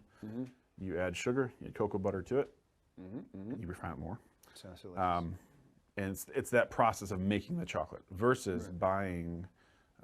Most companies do it the simpler way. You buy commodity chocolate, buy commercial chocolate. Nothing wrong with that. Right. And make stuff. They buy blocks of chocolate and they make chocolate bars. They make candy. Nothing wrong with that. But I preferred when I was looking at starting my business. I thought, well, do I want to do that? I knew I wanted to start a business. Was it going to be? I was seriously looking. I didn't want a restaurant. Do I want to go into coffee or do I want to go into chocolate? Coffee's fun, but everybody's doing it. True. So I just chose, okay, I don't really want to fight that battle. So took that off the table. And so I looked at chocolate. Okay, with chocolate, do I want to go commercial, buy product, buy chocolate and make stuff? Or do I want to go bean to bar and buy beans and focus on the chocolate itself, and from there make other things? Gotcha. So that's the bean to bar. That's the bean to bar. That's the bean to bar, and that's what you focus on. You decide like this is what I want to do. Then what happens? Do you start a business in Texas, or do you decide like maybe I go somewhere else and I mean, try to learn some new things? You figure it out as you go. Do you have a partnership? Do you have a mentor? What do you do? From the just making chocolate at home phase, I looked up the laws in Texas of where I was at. What can I do with what I have? What can I do? Right. You know, I don't have a big budget. I don't have a facility. I don't have all that stuff. Mm-hmm. And in Texas, like in Idaho, you have the cottage food laws. So I went ahead, meaning you can make within strict confines. You can make food, and sell it direct to consumer. Mm-hmm. So farmers market.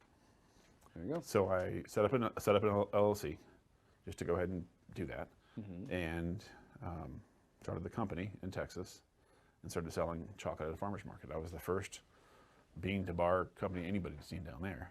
Oh, look at that. And so, you know, I wasn't sure I was going to go because the farmer's market was West Texas it's farming.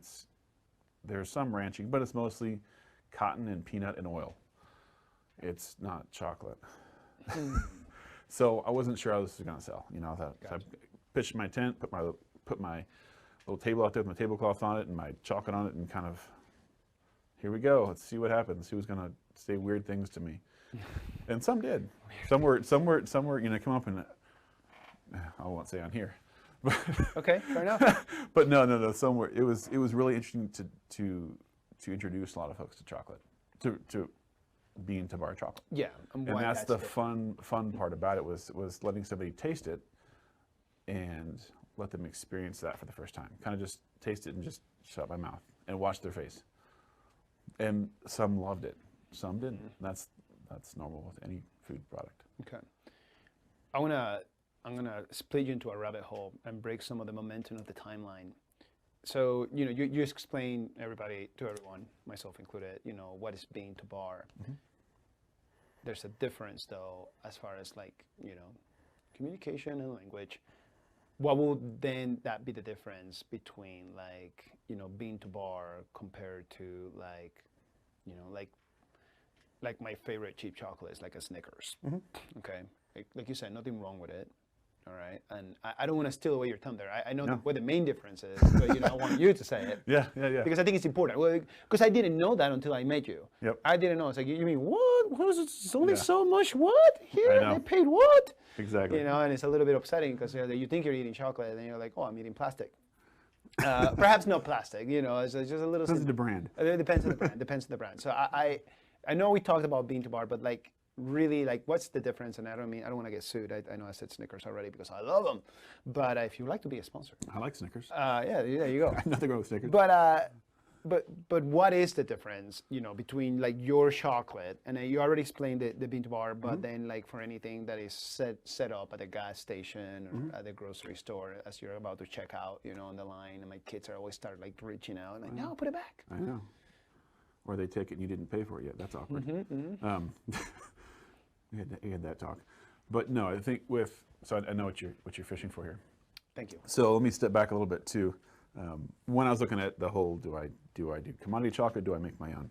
One of the factors in that, at that point I was reading a ton, both books and online forums and watching videos and trying to grasp at every piece of information I could cram into my head. Yeah. What's out there? What's going on? Where's my corner of that big giant $100 billion industry? Yeah. What can I do? Can I scratch a living out of this? Yeah. And something that's become far more known about or mainstream, I wouldn't even call it that now, but what is the child exploitation component in chocolate? And most cacao comes from West Africa. A lot of West African farms, I won't even say most, but a good number of West African farms use shady labor practices. And they use kids on their farms that most of them don't really want to be there. Gotcha. They're, whether they've been sent by free labor by their parents, or they're just, hey, here's a kid, $40, you can get a kid. Right, slave labor. Slave labor, call it what it is. And so, and there's some gray areas in there, but there's also some very black and white lines that a lot of companies are crossing. And the big companies talk about it. You go to Nest, you go to any of the big brand websites, and they're gonna address that, and they're gonna talk about what they've put in place to reduce that or stop that. The fact is, when then the third party goes and looks at it, and a lot of the organizations that are there that make you feel good about eating certain chocolates, the fair chocolates, that's all I'll call it, their farms are failing. The litmus test: are you actually following ethical practices? Right. So, as a dad, when I looked at those and read those stories and looked at that stuff, frankly, it pissed me off. Right. But I can't by myself stop that. There are a lot of good chocolate makers out there who are doing what I'm doing. I'm not the only one in the country by far. This is a growing corner of the business. But being aware of where you're getting your ingredients, being, I buy from, Haiti. Haiti is a country that has a lot of slave labor in it. And the co-op that I buy from, they have a great reputation for paying their farmers very fair. And they look out for some of that stuff. So there's still, shady things that happen everywhere in the world. But being aware of where I get my cocoa, I feel far better about that. When I can, I do direct trade. I buy directly from a farm in Belize. I know the farmer, I know the owner of the farm, and we've had that talk. Right. And he's like, no, I wouldn't even touch it if that was an issue. So that, the if you want to call it the social element, I don't know. Being aware of the whole supply chain in the product is really important to me. And so that's really why I chose. It was cheaper to buy commodity chocolate. I can buy chocolate, buy a tempering machine, and go. I can skip the whole making and sourcing, and that's a lot of work. Yeah. To me, that's the artistry part of it. Right. I can make a different chocolate than you would get at the grocery store. Correct. So when you get a chocolate from the grocery store, they do add other things, add fillers. And when you're buying, whether it's my chocolate or you're buying one of the other bean to bar makers, you're not buying chocolate with soy in it. You're not buying chocolate with added stuff in it that didn't even make the label.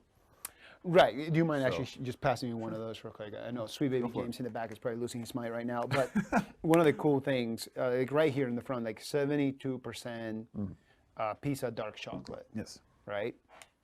And something that I didn't learn until I met you, because I never bothered to really read like my chocolate at the gas station, which is still delicious and I still get it, but it's like none of it says 72% or 60% or 50% or 40%. No, that's the cocoa content. Right. So the cocoa content is both the cocoa solids and it can be the cocoa butter. So for example, in that chocolate, it's 72% dark chocolate, like you said. Right. 64% by weight of that chocolate is cocoa nibs. I then add about 8% cocoa butter, and the rest, 28%, do the math right here, is all sugar. It's cane sugar. It's an organic cane sugar. Right. And that's it. That's all that's in that chocolate. Nothing else. Right.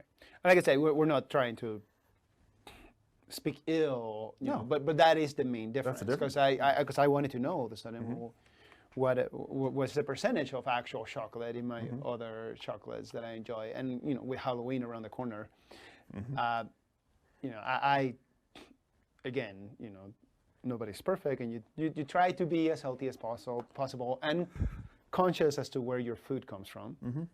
Okay, and a good example is like my sister-in-law, who I love dearly, hi Emily, and she Oh, thank you for putting it back there. I don't want sweet baby James out in the back to lose his mind. But she went vegan just because she couldn't handle, it's like the meat products where they're coming from. I have a pet pig, Napoleon Bona pig. A lot of people don't know that, and it's like, oh, Jaime, do you eat bacon? I'm not gonna answer that question. But at least Napoleon has a much better life, and it just that relationship as to like farm to table, Same concept. is this the exact same thing, Yep. with your chocolate, and you being conscious and aware that, and this is not to like make fun in any way because it's not a funny subject, but when like the movie and people refer to like blood diamonds, and all of a sudden it's like, you got blood chocolate. It's similar. Very similar because it's slave labor, and to top it all off, not that there's one better slave labor than another, but to top it off, to have it be children. And then on top of that, prior to, people such as yourself and different organizations bringing light to the issue at hand, and then of course later after it affects their pocketbook, companies taking responsibility as to, oh, well, like we're going to look into this. Oh, check this out. We only do business with this, and that, and we're good now.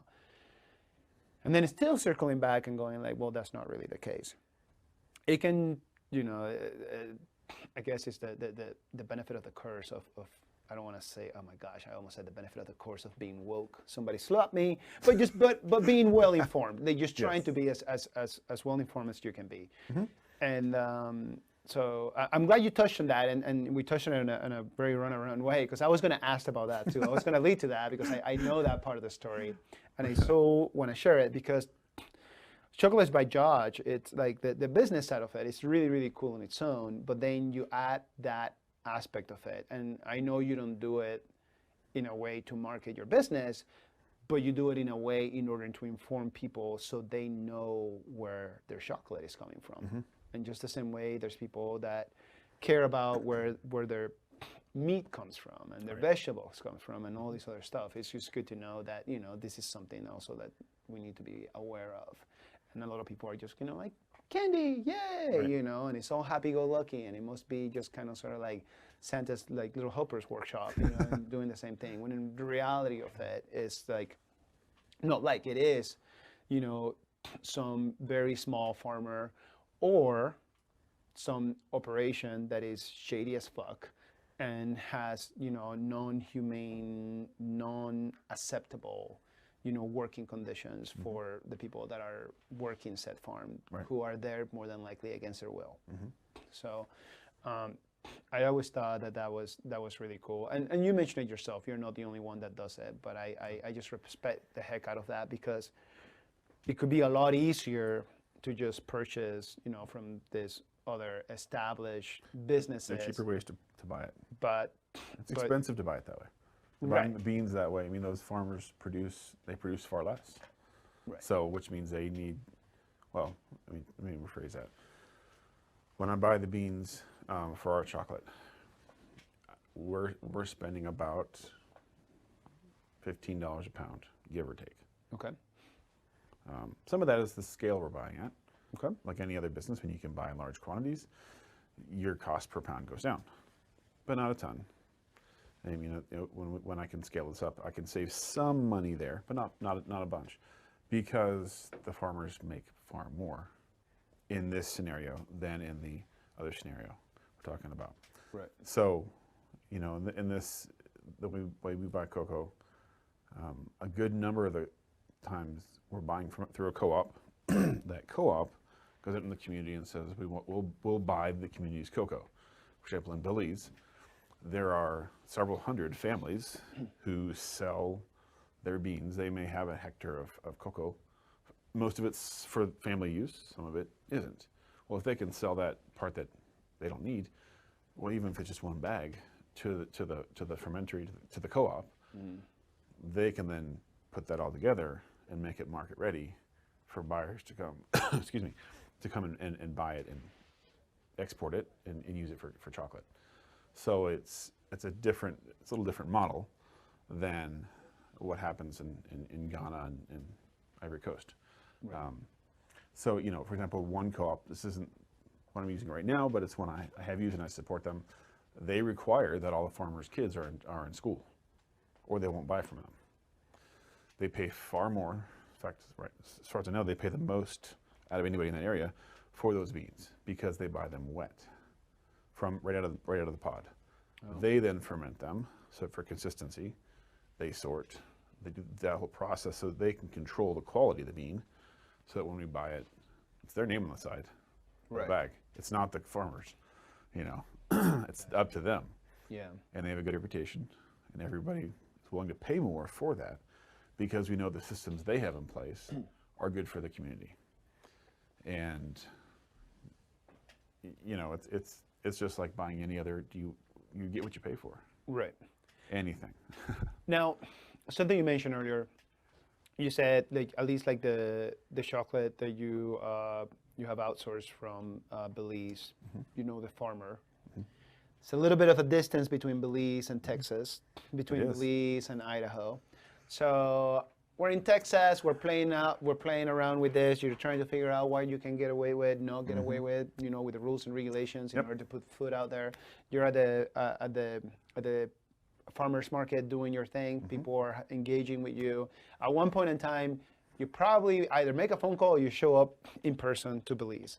I do. Tell me about that journey. So we started making chocolate 2014. Okay. 2013, my wife and I go down to Belize, to the island of Ambergris Key, down in San Pedro, and we go on a real estate tour.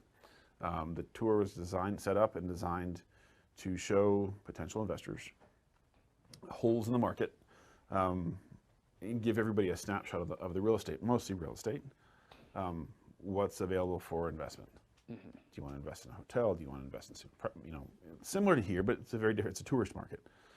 And so that's what the trip was designed for. There were six of us on the tour.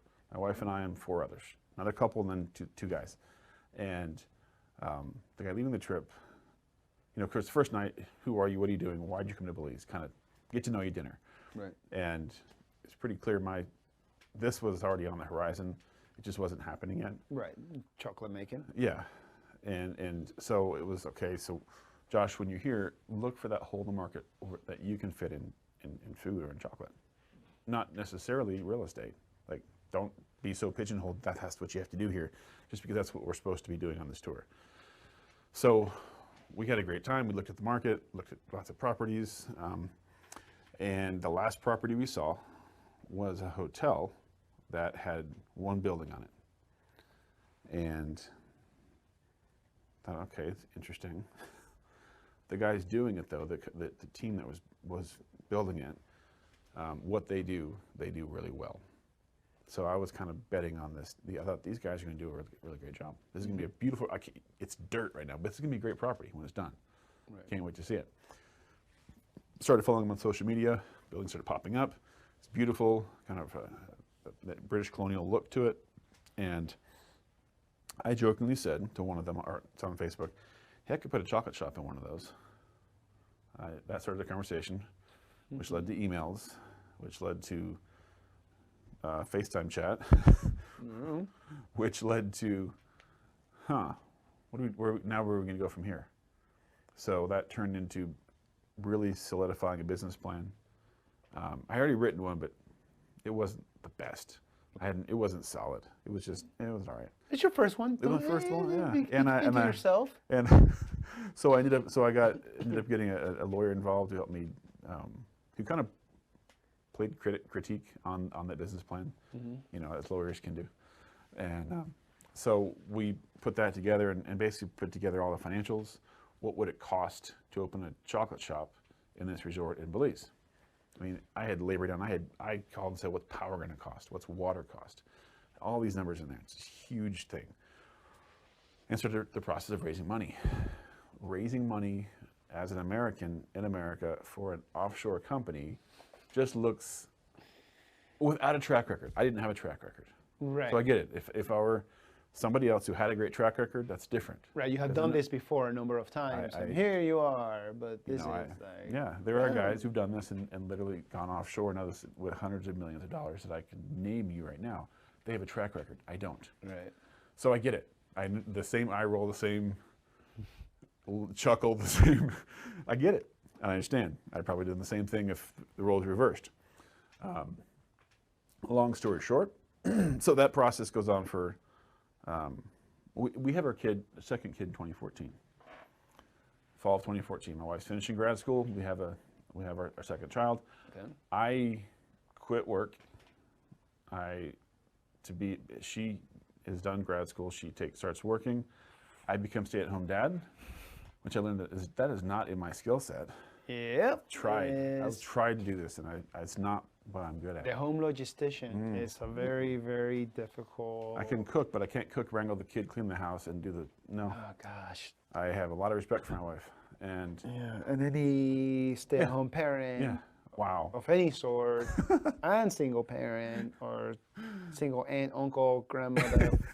I mean, and everything in between. It's tough. And so in that process, that gave me some time, like during nap time, to work on the business plan and everything. And I spent the next year and a half, fall of 2016. So fast forward, it took that long. Fall of 2016, I'm in communication with the CEO of that property in Belize, and she's behind it, but she's not, and I don't blame her at all. She didn't invest financially, but she invested a lot of time and mentorship. I value her opinion and her thoughts on a lot of business related stuff. But I found, she's like, I think I have somebody that may invest. We hop on a three-way call. That guy's in Panama, she's in Belize, and I'm in Lubbock, Texas. Love technology. And long story short, the gentleman didn't want to invest, he wanted to buy it. So I have the question of, do I sell it and go and help establish it? Because I was going to stay on it for a little while and help establish it. Or do I stick to my guns and maybe nothing happens? I chose to sell it. So we sell the business. I fly down to Belize. We look at the building where it's going to go in. We sign papers, and we move forward. So, New Year's Eve, 2016, 2017. That New Year's Eve, we're getting on a plane for 5 o'clock in the morning to fly down to Belize. We have 2 duffel bags each, one-way tickets, and here we go. And that's how I live life. I like it. And spicy. So we go down, and we get to move in. We move into this resort. I mean, I felt so blessed. Right. But we move into this 3-bedroom, 2-bath, British colonial bungalow on a canal on a tropical island in Belize. Right. I'm like, is this really happening? Yeah. I kept saying that to myself. And so the next few months, we spent time. I had equipment list and everything. All I had to do is get a PO and a check attached to it, and get that thing paid for, and get the stuff shipping from northern Italy to Belize. It's quite a jaunt.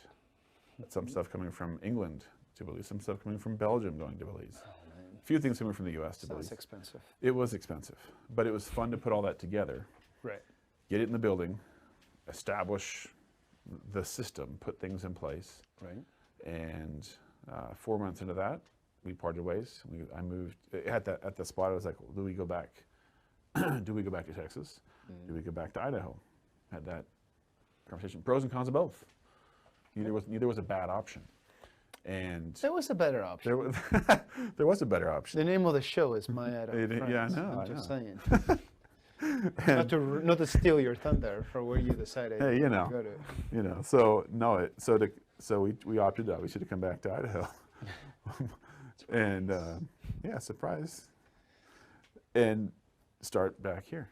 Okay. Came back and took the cash I'd sold the business for in Texas and bought more equipment, bought some beans, started over. Which brings us to now. Yes. Where are we at now? So clearly we have delicious chocolate. I get to say that because I've been eating your chocolate now since you got here. We met over at By Idaho. By Idaho. By Idaho. Are you still involved with By Idaho? Actually, right now, no. Jen would like me to, but no. Actually, my membership lapsed. Yeah, but No Sorry. pressure, no expectation. Sorry, you I know. just realized I should have by Idaho on. Hi, Jen. You should have Jen on here. Yeah, he's just like, hi there. Like, so that was not to twist your arm. I just like, oh, awkward. I know. So hi, Jen. So yeah, by Idaho. You know, by Idaho is a good group. Great organization. Highly recommend. Outstanding organization. And I'm not gonna steal their thunder. Maybe they'll want to come on and say hello someday, and they can talk about it. But that's where we met. It is. And that to me, coming back and meeting, I mean, you, I was thinking through this a few days ago when we talked about this after our phone conversation. Thinking back through over the past three years now, the people you've introduced me to, either directly or indirectly, through people that you've then from you to this little company right here, Bear Island. So when you hooked us up, when you connected with Beth and Steve. Yeah, that's true. Yeah, I did do that. I forgot about that. That was an introduction you made, and what that led to, and then the next one of those, it's one of those. Okay, this leads to this leads to this. Yeah, domino effect. Yeah, and you take the credit for doing what you do, with your business and forging relationships, But I'm grateful for those introductions. Those are very very crucial. And networking in the area here. Coming back to Boise, when we left, we were in Texas 5 years. Right. So there were breweries here when we left. There weren't that many when we left in that 5 years. I remember the second day we were back. I drove from Nampa into Boise, stopped at the bottom of the connector there at the red light on, I guess, Front Street, Myrtle. I don't know. I was getting mixed up, and looked up. I'm like, whoa, Boise grew up. It's amazing to see physically see the growth. Yeah. But then looking around at the food scene and at the wineries and the breweries that have popped up in that 5 years, was knowing what was here and what where did the hell come from? But that was part of the decision, because I quickly looked at that before I left Billy's. I looked at Boise and thought, well, does Boise has a growing food scene. They don't have bean to bar chocolate. True. Chocolate obviously can be packaged up for retail, but with the restaurants that are here, I'm working now with wineries, putting chocolate. We're going from retail packages for them to being part of their wine club events.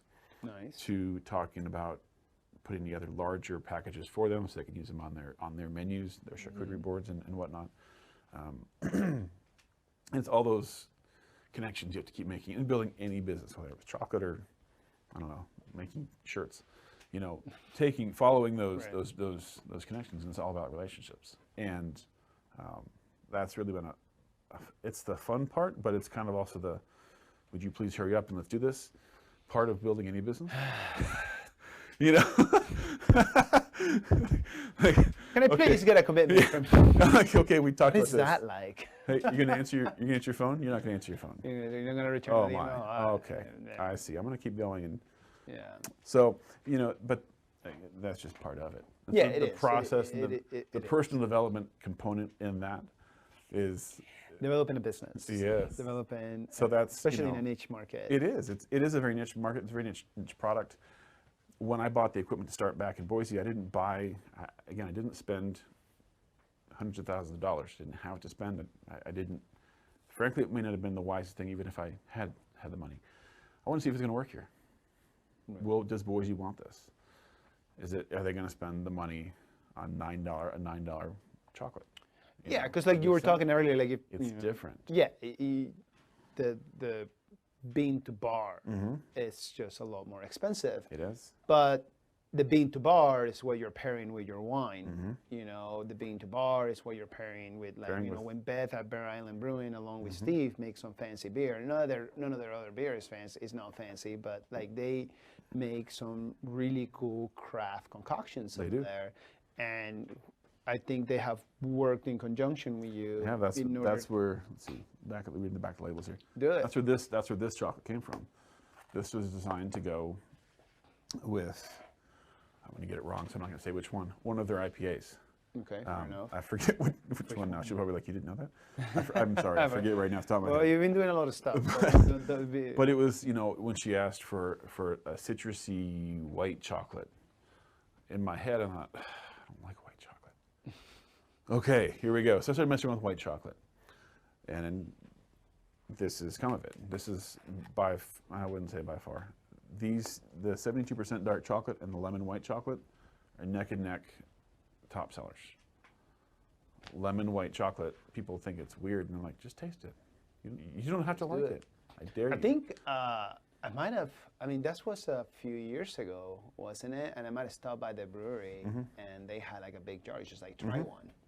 I've done a lavender before COVID, when you could put like your hand inside things. Before you could do those things. Yes. No, I do a lavender dark chocolate for them. Every summer, she buys. Is that for Lady M? For Lady M. For Lady M, their beer, delicious beer. And so 3 years ago, first year working with them, I provided them with a Dominican Republic cocoa bean, a cocoa nib, to put in there from the Zorzal estate in Dominican Republic. Last year, they used a Belizean bean, beans that are in this chocolate. And this year, they use a Haitian cocoa bean, beans that are in this chocolate. Okay. So this chocolate, I will also make a lavender dark chocolate version of that. That will be, we're probably going to be doing truffles this year. She's been asking me forever to make truffles. So a lavender dark chocolate truffle for their big event end of November. Oh. And okay, so perhaps that was a good introduction. That was a good introduction. Very good. No, that's great. We have always, I mean, there's a reason why there's the Bear Island awesome sauce classes over here when we're drinking local beer. And we have also been very fortunate to forge great relationships with our friends over at Lost Grove, Bear Island Brewing, Meriwether Cider, or friends over at Talaya Wine Company. So we're very, very, very fortunate. Hopefully sometime in the near future, and I'll get you introduced as well. I don't know how that would be a future partnership, but Center Fire Whiskey. That'll be fun. Here in Idaho. I like that. Tip top.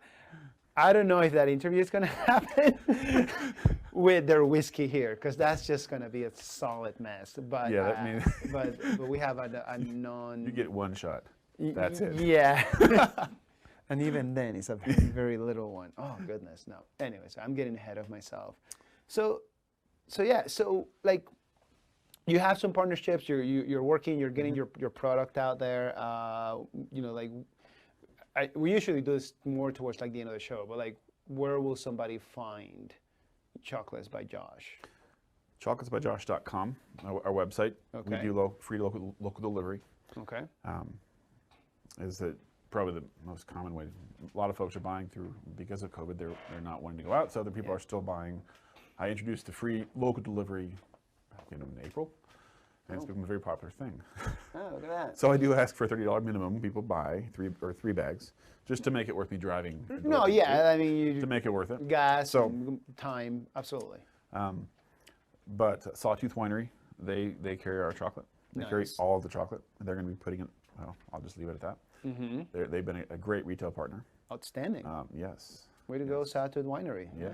Yeah. Shout out to them. You introduced me to those cats? I don't know them. I can do that. You figured I know a lot of people.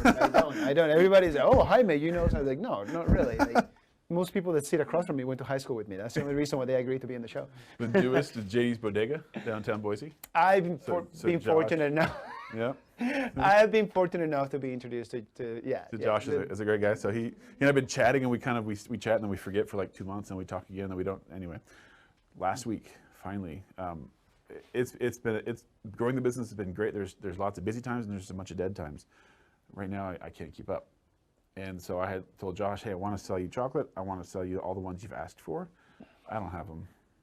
I'll have them for you in a few weeks. I have some of the stuff you're looking for.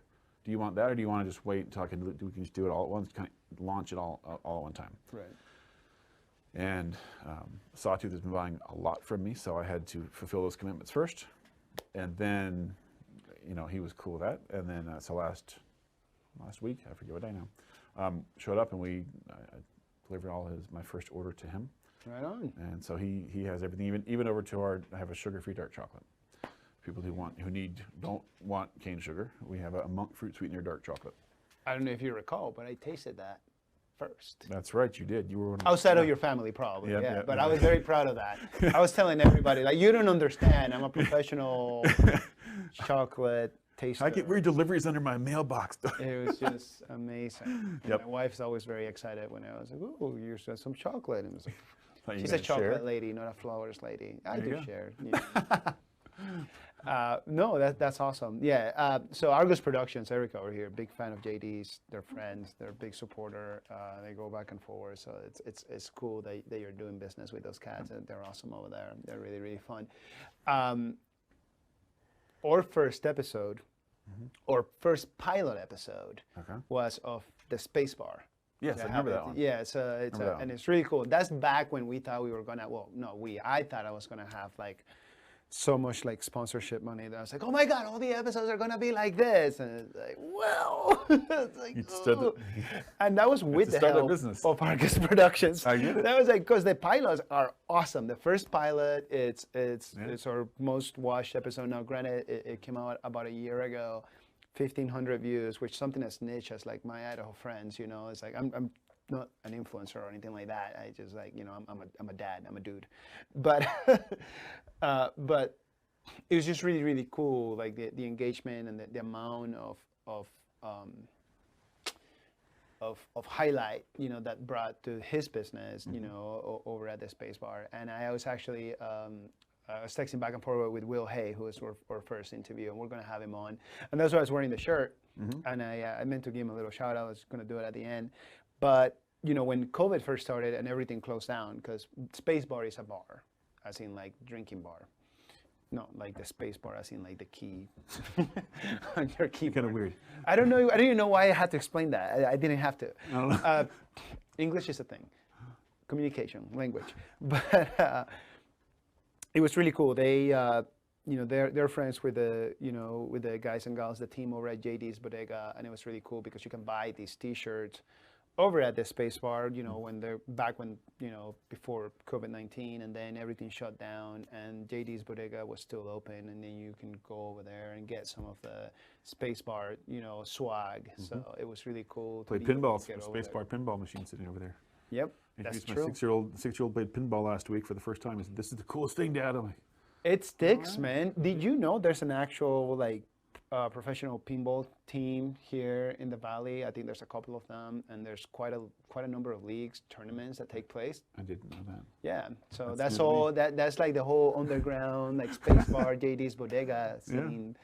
Yeah, it's really, really, really cool. Anyway, shout out to our friends at Space Bar, Will Hay, JD's Bodega, and again, just during these weird, awkward times that we are yet to exit, it's been really cool and refreshing, and not surprising that, you know, in the Valley and throughout the state, business owners have been supporting each other during this very, very, very hard time. So it's cool. I didn't know your product was there. That's freaking awesome. The other one that's I want to say it's Flying M Coffee in Nampa. All three locations are fantastic, but the Nampa store has been, their team has been very welcoming to me and my product. There you go. I've been involved in several of their events. Go with it. So I use their coffee in this chocolate, use their house blend, and when I refine the beans, I refine coffee into the chocolate. So it's like eating a cafe mocha. I mean, it has coffee. You can't miss it. You can taste it. It's there. That's awesome. So it's fun. So I have that when you're in Nampa, Flying M Coffee downtown Nampa. Great spot, and right in like all downtown Nampa. Yeah. That's usually one of my favorite episodes was in May of this year, back when we were not doing the interview show out of the studio. I was doing it out of my basement. My office, in my basement, and I got to have this awesome conversation with Beth Einek, which is the director of economic development over in Nampa. And it's just you mentioned chocolate and Flying M, and that's where I will meet her at whenever I'll go visit her. She's really, really close to her office. Great interview. Shout out to Beth Einek and all the folks out of the office down in downtown Nampa. They're just great. They're doing amazing work. It is the fastest growing city. I love downtown in the state, you know, like, and I have a great deal of love to Boise. You know, this is my town. This is where I live. But Nampa is phenomenal. You know, they're growing, and they're growing smart, and they're bringing a great deal of opportunities to locals and everybody that is, you know, transfer over here from out of state, and that's fine. You know, a lot of people disagree with me with a number of things, and I get it. A lot of it has to do with housing and real estate, you know, and then like mortgages. The cost of living is still low, but then if you want to like pay rent and pay a mortgage, it's just a great deal of money. And there's a number of things that hopefully, since everybody got out there and vote for your local elections, there's going to be some things that will turn for the better as far as our local government leadership, because it's I don't want to call it an easy fix, but it is something comprehensible that can be tackled in a way where like everybody can benefit. Because if you're not growing, you're either still or you're dying. You're going to be dying soon. And I'd rather be part of a community that is growing, especially during this environment, in which business have been shut down, people have been laid off, and everybody's just kind of doing the very best they can while simultaneously helping each other. A lot of the information out there just really doubles and triples down on the things that push us apart, and not enough about how much we have in common and how good we're actually being to each other. And I get that there's a lot of both, but it just never gets highlighted enough. And while not perfect, I'm grateful that I get to be a part of this community and see firsthand how people work with each other and help each other out during these very, very challenging and difficult times for everyone. Yes. So it makes me really happy to hear that your first world problem is that you don't have enough manpower and equipment to keep up with demand. That is incredibly refreshing. Yeah. And I know you don't say that in a braggadocious way, because not everybody's fortunate, to be experiencing that. But I also happen to know, since we have known each other, how that was not easy to put together. No. And we're not going to talk about the personal aspect of that, but I just happen to know, and I want to highlight that, and I appreciate that. The way that you run a very ethical, conscious first business, and the emphasis that you put on local partnerships, and the emphasis that you put in taking care of your family first, and then also making sure that you put all these extra non-existent free time and effort into your business. Yeah. Non-existent free time and effort into your business. Yeah. In order to have it be done the right way. That speaks volumes of your character and of you as a person. Thank you. And somebody worthwhile having in our community. So I thank you for that, and I want to make sure that gets highlighted while we're having this conversation, Josh. Thank you. It's awesome. Not a lot of people will take the extra, more expensive step to, one, bring awareness of something that nobody would ever think is a thing, as far as slave and child labor, slave type situations for, food industry, mainly, cacao and things along those lines, and some of the or undeveloped, brother and sisterly countries.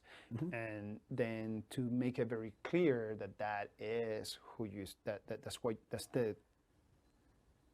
that's the line in the sand in which it's like, I'm only going to do business with credible entities, and it's already been vetted, and this is exactly where you're putting in your mouth, what you have in your home, for your family. This is where it comes. This is where it comes from. It would be so much easier to do it a different way, and I just think it's just beyond awesome that you do it this way. So thank you for that. You're welcome. Okay. I think business is the best way to make changes. I don't think government should be doing all the changes. I think, not to get political, but I think there's so many ways that in business, speak your mind. Whatever your business is, I think you need to be using it in a way that's, if you see an issue, well, attack the issue, but use your business, not in a, we're going to get you. No, how can you make a correction in how you're buying things and how you're selling things, or who you're hiring? How you make it better. Yeah. How you make it better for everybody. I think that's, not just for yourself, but for everybody else involved. Yeah. All right, because without somebody like you, that farmer in Belize ain't doing so hot. Yeah. Okay, and all these other. And that's been during the pandemic. I listen to a lot of I love podcasts, and listening to one the other night, and it was talking a lot about farmers not being able to get to their farms, because sometimes they don't live at their farm. Right. They own land somewhere else and they live in town. Makes sense. But the country won't let them leave, like the city or whatever. Yeah. They can't. So now their crop is on the tree and it's dying. Right. Or they've processed, but now they can't export it. Or they've processed and now they're not. Makers aren't buying. Well, for makers to buy, customers have to buy the chocolate. So it's this trickle effect, For me to buy chocolate, buy beans in make chocolate, not have anybody buying it. There's this clog thing that happens with every industry, and I think it's important. Right now you leverage. E-commerce is a great thing. You want to support whatever your favorite company is out there. Go to their website, buy their product through their website. No, you don't have to go to the store. So before we jump into what the future holds to you and Chocolates by Josh, I want to ask you this. During this pandemic time, this whole COVID-19 scenario that we're all going through worldwide, what has been your biggest and most significant pivot, if any, that you have had to do with your business? I've done some interesting things. I actually done something I've not. Several months ago, I wasn't selling. I made chocolate and it wasn't moving, so I stopped because you only can make.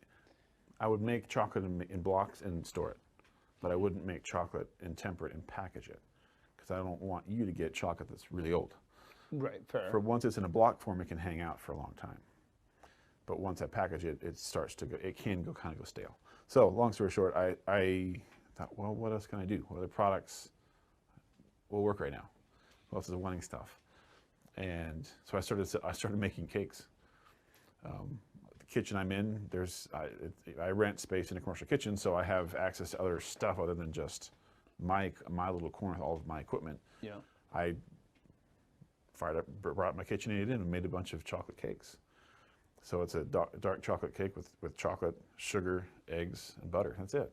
There's no flour. And glaze it in chocolate ganache. Put some raspberries on top. Sounds like and a lot of chocolate. That's amazing. It is so good.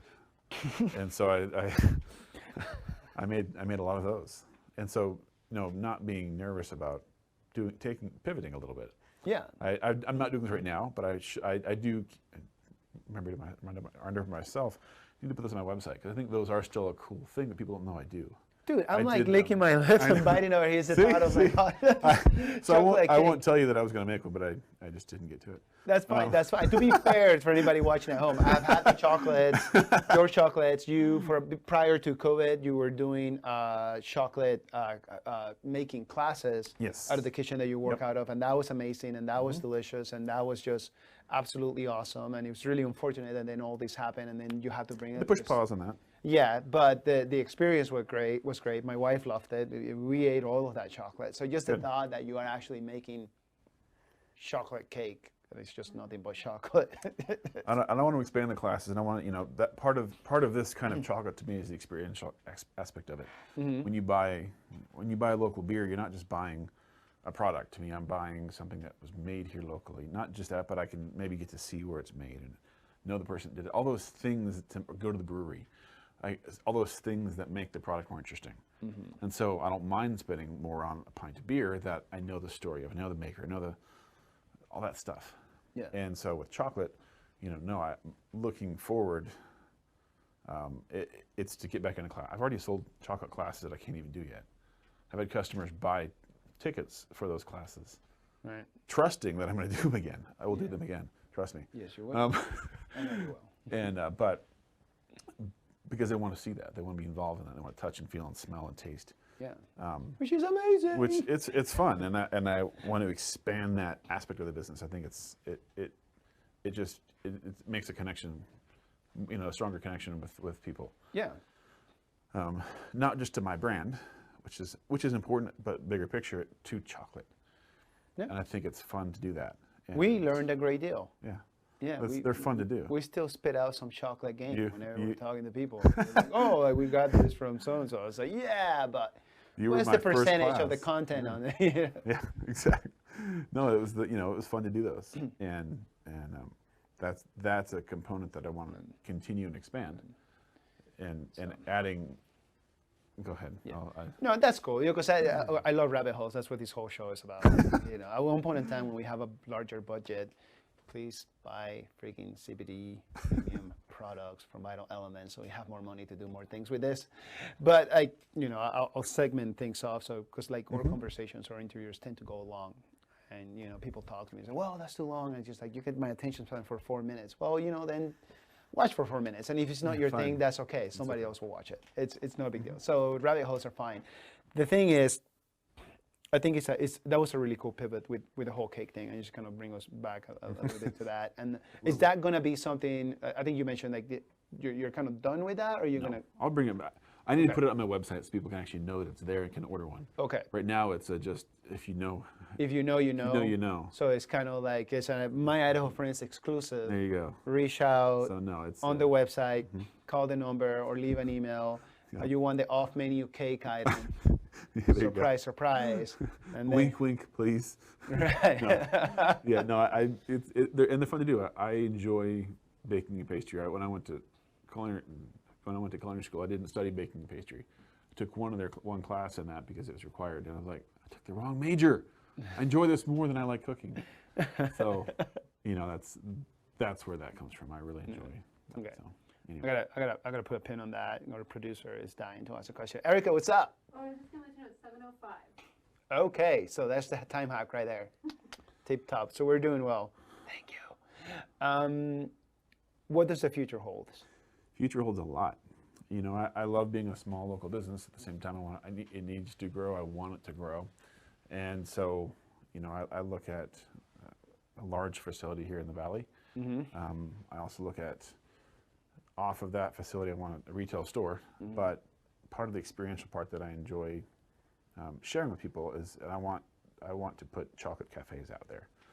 So spinning some of that off, giving folks opportunity to go get those cakes and get the other chocolate desserts. Yeah. And when you can try brownies that are single origin dark chocolate brownies, different, it's fun, it's different. Yeah. And so expanding the brand that way. Right now I'm in the process of setting up an equity crowdfunding campaign. And so that's going to mean, different than say the other, GoFundMe and whatnot. Yeah. It's equity. You get a piece of the pie. Okay. Quite literally. And so that's something we're working towards, because this has been good, but to really grow this and make it worthwhile, we have to grow the business. And it takes capital. Yeah. And I don't want to just necessarily ask friends and family. I want there to be within those platforms, it protects the family members too, and friends. So that's awesome. So very much looking forward to that. Share with us again where we can find that, or is it established yet, or is it gonna go live here sometime in the near future? So following our website, chocolatesbyjosh.com. Okay. Social media, I'm on Facebook and Instagram, Chocolates by Josh. Okay. On both of those, and it would be launched there. Okay, so Chocolates by Josh on Facebook, Chocolates by Josh on Instagram, www.chocolatesbyjosh.com and our website, and right. And so we'll make sure that we have all of that there. Crowdfunding for the next step into your business. I love the idea of chocolate cafes all throughout the valley and beyond. And beyond. That would just be amazing. The secret menu is the chocolate cake. Different types. Go onto the website, send him a message. It's gonna be there now. Josh, thank you so very much. We'll make sure that we have all your links, all your information. It takes us a little bit of time to get this on YouTube after we're doing the live show. It's been a pleasure to have you here. Thank you. To share your story, to share your passion, and you and your family sacrifice into establishing this business and what it is that you do as far as informing the community. Essentially like bean to bar, international farm to our table here in Boise. So I appreciate you, and I wish you nothing but the best of luck. Not that you need it, because through your hard work and your ethical ways, you're just gonna get there where you need to be. Before we start signing off with all of our shout outs and things like that, I want to bring my wonderful and awesome partner in crime from Argos Production, Erica, to tell you guys about the wonderful project that she has been working on for some time. Erica, get over here. Get over here, Erica. Get over here. No. You get to be on this side. Good. Come on, please. Tell the folks at home what's going on tomorrow. This is what's going on. Actually, we were talking about JD's Bodega, and Josh Davis is the president of the Skateboard Association. Fun fact. Didn't know that. He is in the film. The film is actually launched. We will be giving it to everybody soon. And tomorrow night you'll get to some sneak peeks of it if you watch Argos TV. So tomorrow night, Argos TV, tune in. What time? Well, it's going to be going on all day from 5 till 8. All day. Oh, yeah. And Roast to Bogus, what is it? Okay, Roads to Bogus is a... Oh my gosh, you're such a brat. Roads to Bogus is a film about the city of Boise and the skateboarders in the community. It's how a group of kids had an idea, a person that worked with the city believed in them, a group of adults made stuff happen, and now we have $1 million skate park. And basically skateboarding is about trying, failing, trying again until you get it right. It is a wonderful story. It is the type of thing that it's absolutely 1,000% local. You get to really see how these guys here in Argos Productions, you know, get to showcase like their passion for their craft. Incredible film. Don't miss out. Thank you for sharing with us, Erica. I appreciate you. I know it was a little bit mean to bring you over here, but that's what you get when you work with me. I'm like, be red. Get out of here. You're good. You're good. Again, thank you to our sponsors, Vital Elements. You like our content, please subscribe to our YouTube channel. If you like the episode or any of the ones that we have, you know, put together for you before, go ahead and hit that like button. Vital Elements, CBD premium products. Check them out. Try them out. Local company with the exception of the farm. I know it comes from Oregon. Surprise, surprise. But everything else is here. It's an Idaho company. It's a local company here in the valley. So check them out. Give them a try. And every time that you purchase through our link, we get some money to get to do some more stuff over here. We would love to up the ante as far as like the awesome guests that we bring and the production value, and hopefully at some point in time when things settle down with this whole pandemic deal, we get to do some location stuff like we did in our pilots. Again, Chocolates by Josh. Check him out on Instagram. Check him out on Facebook. Check him out on his website. Guess what? www.chocolatesbyjosh.com. Secret menu, the cake. Ask for it. You're going to love it. And then, last but not least, thank you to Erica. Thank you to Jeston, sweet baby James out in the back, making sure that we're looking good and we're staying sharp and on time. Argos Productions. Go visit them on their website. Follow them also on their social media. And if you are watching this episode, because it's already been posted on YouTube, check out their link down at the bottom. Idaho, I love you a long time. Thank you so much for tuning in. And remember, when you get a chance, get out there and be kind to somebody. Peace.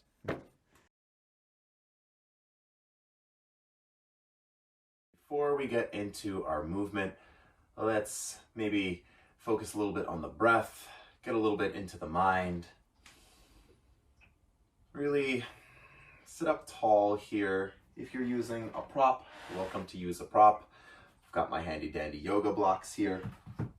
So sit up onto whatever you're using. If not, just onto the mat, nice and easy. Hope everybody had a very happy, healthy Thanksgiving weekend.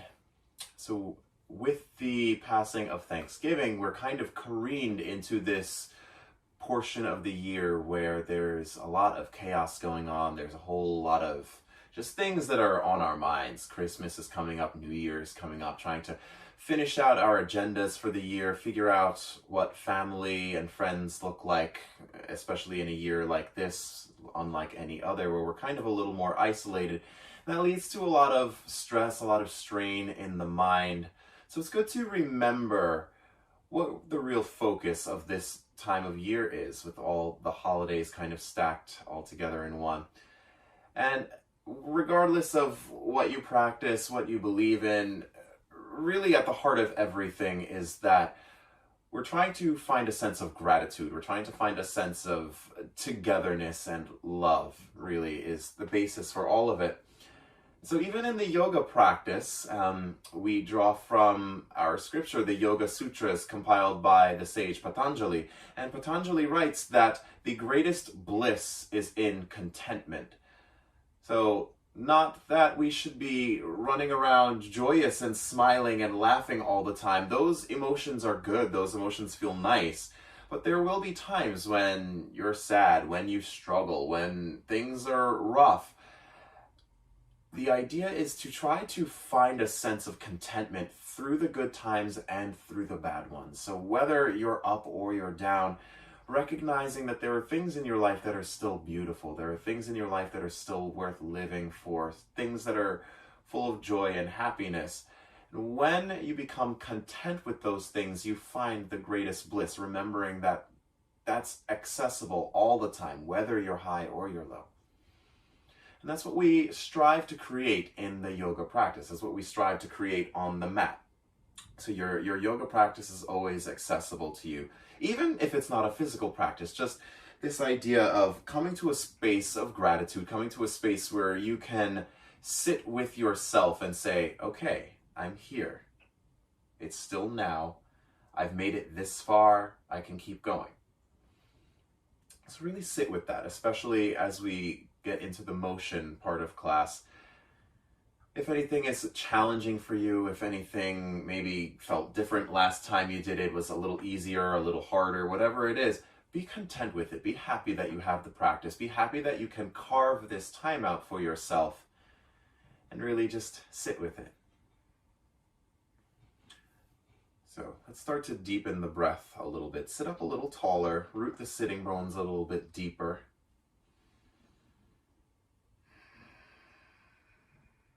Start to make your inhales and your exhales audible.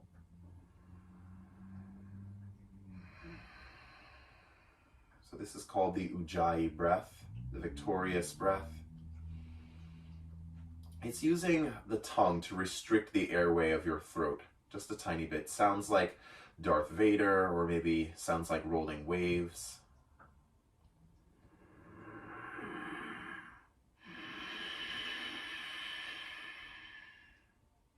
Deep inhale. Deep exhale.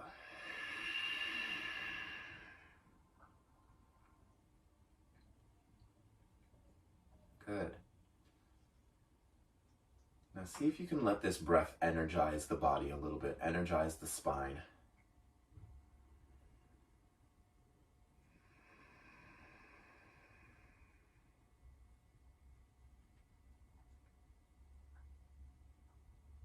Good, we'll start out with one round of Om today. Deep inhale through your nose.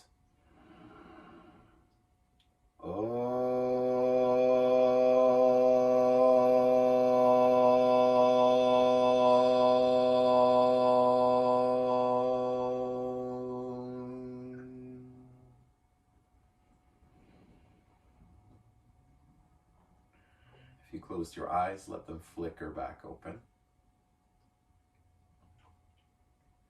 Good, and just sit up tall. Take your left hand to the outside of the right thigh. Bring your right hand to the base of your spine.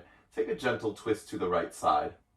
Keep sitting up tall, lengthening the spine, but draw the right ribs back. And slowly shift your gaze over to the right side. Breathe into it. Deep inhale. Exhale 1. Inhale. Exhale 2. Inhale. Exhale 3. Inhale. Exhale 4. Inhale. Exhale 5. Good. Return to center. Sit up tall, lengthen the spine. Now take your right hand to the outside of the left thigh, left hand to the base of your spine. Twist to the left. Keep sitting tall, root both sitting bones evenly. Inhale.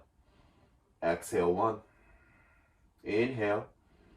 Exhale 2. Inhale. Exhale 3. Inhale. Exhale 4. Last one. Inhale. Exhale 5. Inhale, return through center. Good. Now if you sat up onto a prop, you can remove it.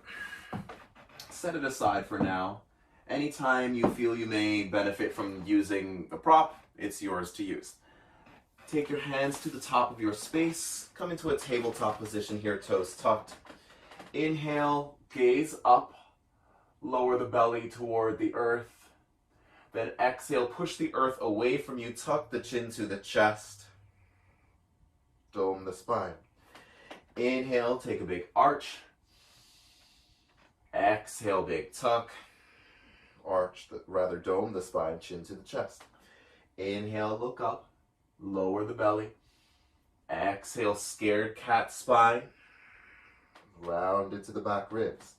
Inhale, look up. Exhale, tuck. Inhale, look up. And exhale, tuck. A few more. Inhale, look up. Exhale, big tuck. One more. Inhale, look up. And exhale, tuck. Good. Inhale, back to neutral. Tuck your toes under. And on the exhale breath, move the hips back and up, downward facing dog. Good. Adho Mukha Svanasana.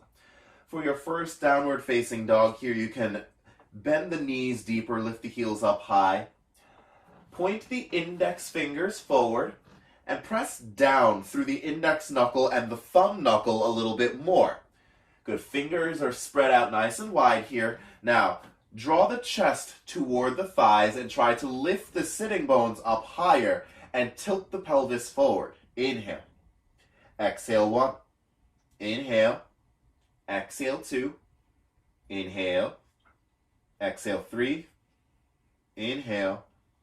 Exhale, 4. Inhale. Exhale, 5. Soften the knees and look forward. Inhale, carefully tiptoe your way to the top of your space. Good, then catch the hips with the hands. Inhale, rise up to the top. Exhale, bring the arms down to your sides, palms face in, Tadasana. Big toes touch, parallel the outer edges of the feet. The heels might be touching here, they might be separated, whatever makes the most sense for you. Just parallel feet and the knees facing straight forward. Inhale, reach your arms up, bring the palms together and gaze up past the thumbs for Urdhva Hastasana.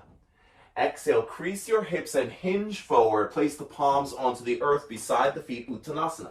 You can use props here, so hands onto your blocks beside the feet or your books, whatever it is. Inhale, look forward and lengthen. Finger points on the earth, the palms lift, extend the legs.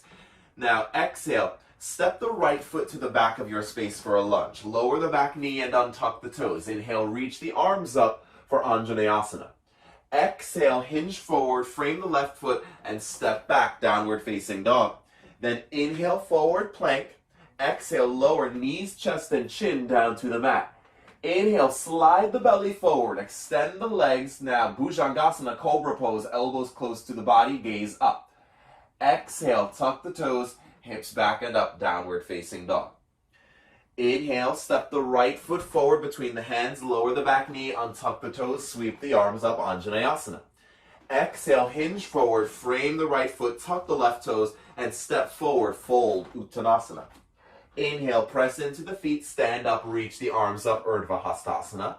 Exhale, crease the hips, hinge forward, frame the feet, Uttanasana. Inhale, look forward, lengthen. Exhale, step the left foot to the back of your space. Lower the back knee, untuck the toes. Inhale, sweep your arms up, Anjaneyasana. Exhale, hinge forward, frame the right foot. Tuck the toes under. Exhale, step the right foot back, downward facing dog. Inhale, forward to plank, shoulders over the wrists. Exhale, lower knees, chest, and chin. Butt up high, chest on the earth. Inhale, slide forward, Bhujangasana, low cobra pose. Elbows squeeze to the midline. Exhale, tuck the toes under, hips back and up, downward facing dog. Inhale, step the left foot between the hands, lower the back knee, untuck the toes. Reach the arms up on the inhale breath. Exhale, frame the left foot, tuck the back toes, and step forward, fold, Uttanasana. Inhale, press into the feet, stand up, reach the arms up, Urdhva Hastasana. Exhale, arms to your sides, Tadasana.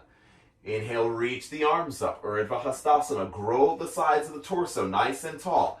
Exhale, crease the hips, take the length, hinge forward, frame the feet, Uttanasana. Inhale, look forward, lengthen, Ardha Uttanasana. Exhale, step the right foot to the back of your space. Lower the back knee, untuck the toes. Inhale, sweep the arms up, Anjaneyasana. Exhale, fold, frame the left foot and step back, downward facing dog. Inhale, forward plank. Exhale, lower, knees, chest, and chin to the mat. Inhale, slide forward, cobra pose. Exhale, press the hips back and up, downward facing dog. Inhale, step the right foot forward, Anjaneyasana. Lower the back knee, untuck the toes and sweep the arms up. Exhale, hinge forward and frame the right foot. Tuck the back toes under, step the left foot forward, fold. Inhale, press into the feet, stand up, reach the arms up, Urdhva Hastasana. Exhale, fold, Uttanasana. Frame the feet, weight is forward. Inhale, look forward, lengthen. Exhale, soften the knees, step the left foot back. Good, untuck the toes, lower the back knee. Inhale, sweep the arms up, Anjaneyasana, reach up high. Exhale, frame the right foot, tuck the back toes and step back, downward facing dog. Inhale, forward plank. Exhale, lower, knees, chest, and chin to the mat. Inhale, slide forward, Bhujangasana, point the toes. Exhale, tuck the toes, hips back and up, downward facing dog.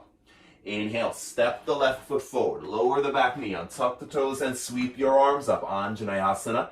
Exhale, hinge forward, frame the left foot.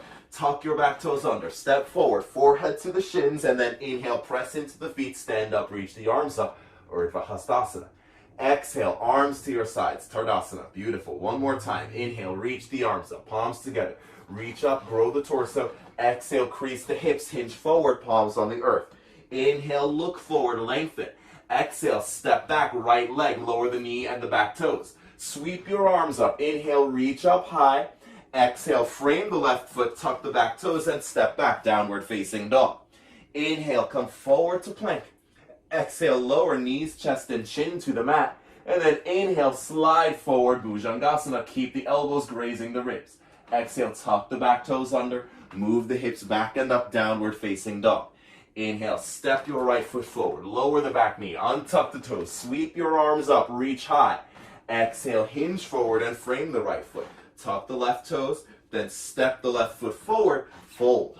Inhale, press into the feet, stand up, reach the arms up, nice and strong. Exhale, take it back down, crease the hips, hinge forward. Inhale, look forward and lengthen, extend the legs, finger points on the earth. Exhale, step the left foot back, lower the back knee, untuck the toes. Reach your arms up, Anjaneyasana, nice and strong. Exhale, hinge forward, frame the right foot, tuck the back toes, step back, downward facing dog. Inhale, forward plank. Exhale, lower, knees, chest, chin. Then inhale, slide forward, cobra pose. Lift the chest up, peel the shoulders back. Exhale, tuck your toes, move the hips to the heels. Back and up, downward facing dog. Now inhale, step the left foot forward, lower the back knee, untuck the toes, reach the arms up high. Exhale, hinge forward, frame the left foot, tuck the back toes under and step forward, fold forehead to your shins. Now inhale, press into the feet, stand up, reach the arms up, Urdhva Hastasana. Exhale, arms to your sides, Tardasana. Breathe in. Breathe out one. Inhale. Exhale two. Inhale. Exhale three. Inhale. Exhale four. Inhale. Exhale five. Good, everybody. Let's keep moving. Feet together. Inhale. Bring the hands to heart center. Interlace the fingers, release index fingers, thumbs crossed, Kali Mudra. On an exhale breath, bring this grip forward, then inhale, pull it up over your head until you find resistance. So you might stop here, might stop back here, wherever it makes the most sense for you, where you feel a little tension in the shoulders, but not too much. Good. Inhale, reach up high, lengthen the torso. Now exhale, lean to the right side. So if you can see me from the front, turn this way, leaning to the right, nice and strong. Good. Inhale, back up through center, reach up high.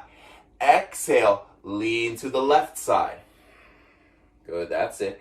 Inhale, reach up through center. Now exhale, take the hands to the low back, squeeze the elbows in. Inhale, lift the chest bone up. Good. Exhale, clasp your hands behind the back. Hinge forward, soften the knees if you need to reach the arms away from the hands. Good, that's it. Now, take the hands behind the heels for a Padahastasana variation. Slip the fingertips underneath your heels, forehead to the shins. Elbows are close. Inhale. Exhale, one. Inhale, lift the hips up. Exhale, two. Inhale, weight is forward into the toes. 3. Inhale. Exhale, 4. Inhale.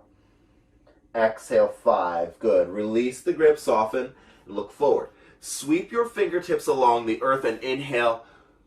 Chair pose, Utkatasana. Keep the palms separated for this one, gaze upward. Now listen up.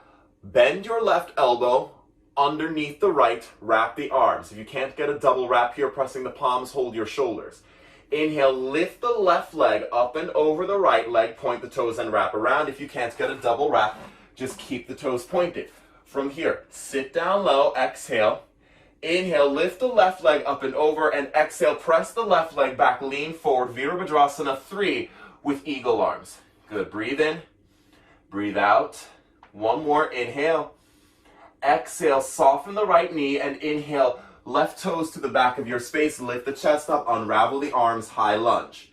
Good, that's it. Exhale, hinge forward, frame the right foot, and step back, move the hips back and up, downward facing dog. Soften the knees and look forward. Inhale, step or float the feet between the hands, land and lengthen. Exhale, fold. Inhale, stand up, reach the arms up, Urdhva Hastasana. Exhale, arms to your sides, Turdasana. Inhale, Kali Mudra, hands to heart center, interlace the fingers, release index fingers, thumbs cross. Exhale, take the grip forward. Inhale, reach it up overhead. Exhale, lean to the left side. Inhale, bring it back up top. Exhale, lean to the right side. Inhale, bring it back up top.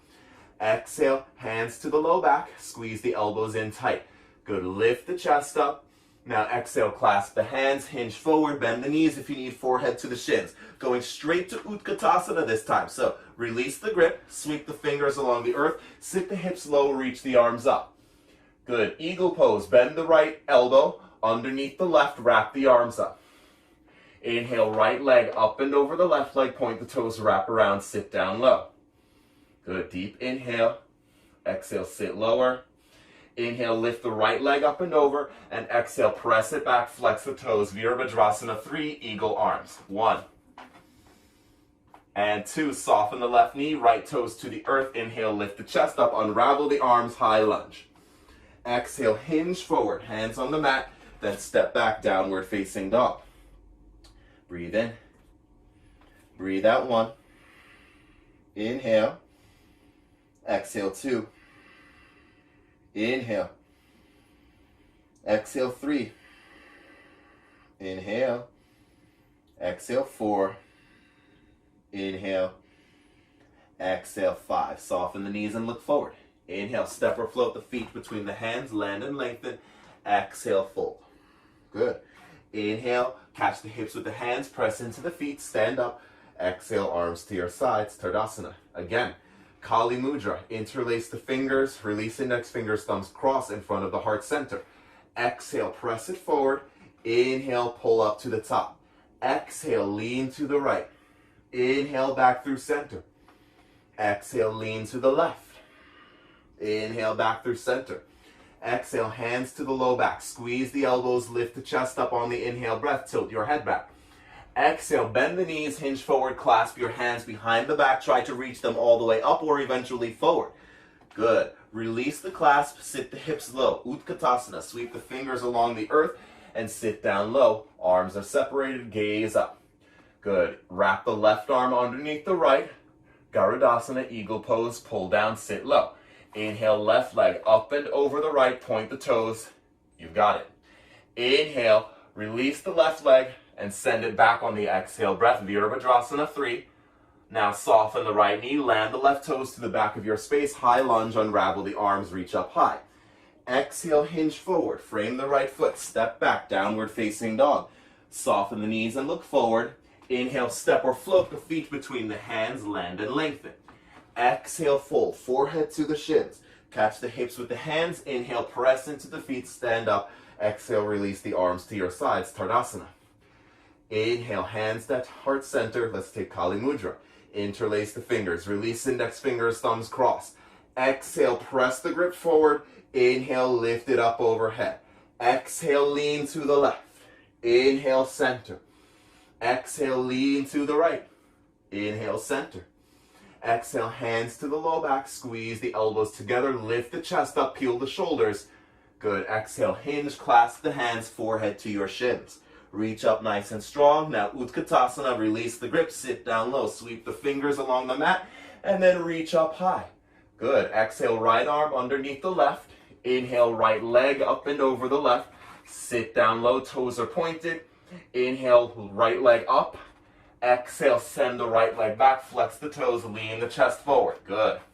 Soften your left knee, right toes to the earth, high lunge. Inhale, unravel the arms, reach up. Exhale, hinge forward, frame the left foot. Step back, downward facing dog. Breathe in. Breathe out 1. Inhale. Exhale 2. Inhale. Exhale 3. Inhale. Exhale 4. Inhale. And exhale 5. Good. Soften the knees and look forward. Inhale, step or float the feet between the hands, land and lengthen. Exhale, fold. Good. Catch the hips with the hands. Inhale, press into the feet, stand up, arms at your sides, Tadasana. Good. All right. Inhale, reach the arms up, bring the palms together, gaze up past the thumbs. Exhale, hinge forward, Uttanasana, frame the feet. Inhale, look forward, lengthen. Exhale, step your left foot to the back of your space. Lower the back knee, untuck the toes, Anjaneyasana. Bring the left palm onto the earth. Inhale, reach the right arm up for a low lunge twist. Gaze up past the right thumb. Draw the right shoulder back. Breathe in. Breathe out 1. Inhale. Exhale 2. Inhale. Exhale 3. Inhale. Exhale 4. Inhale. Exhale 5.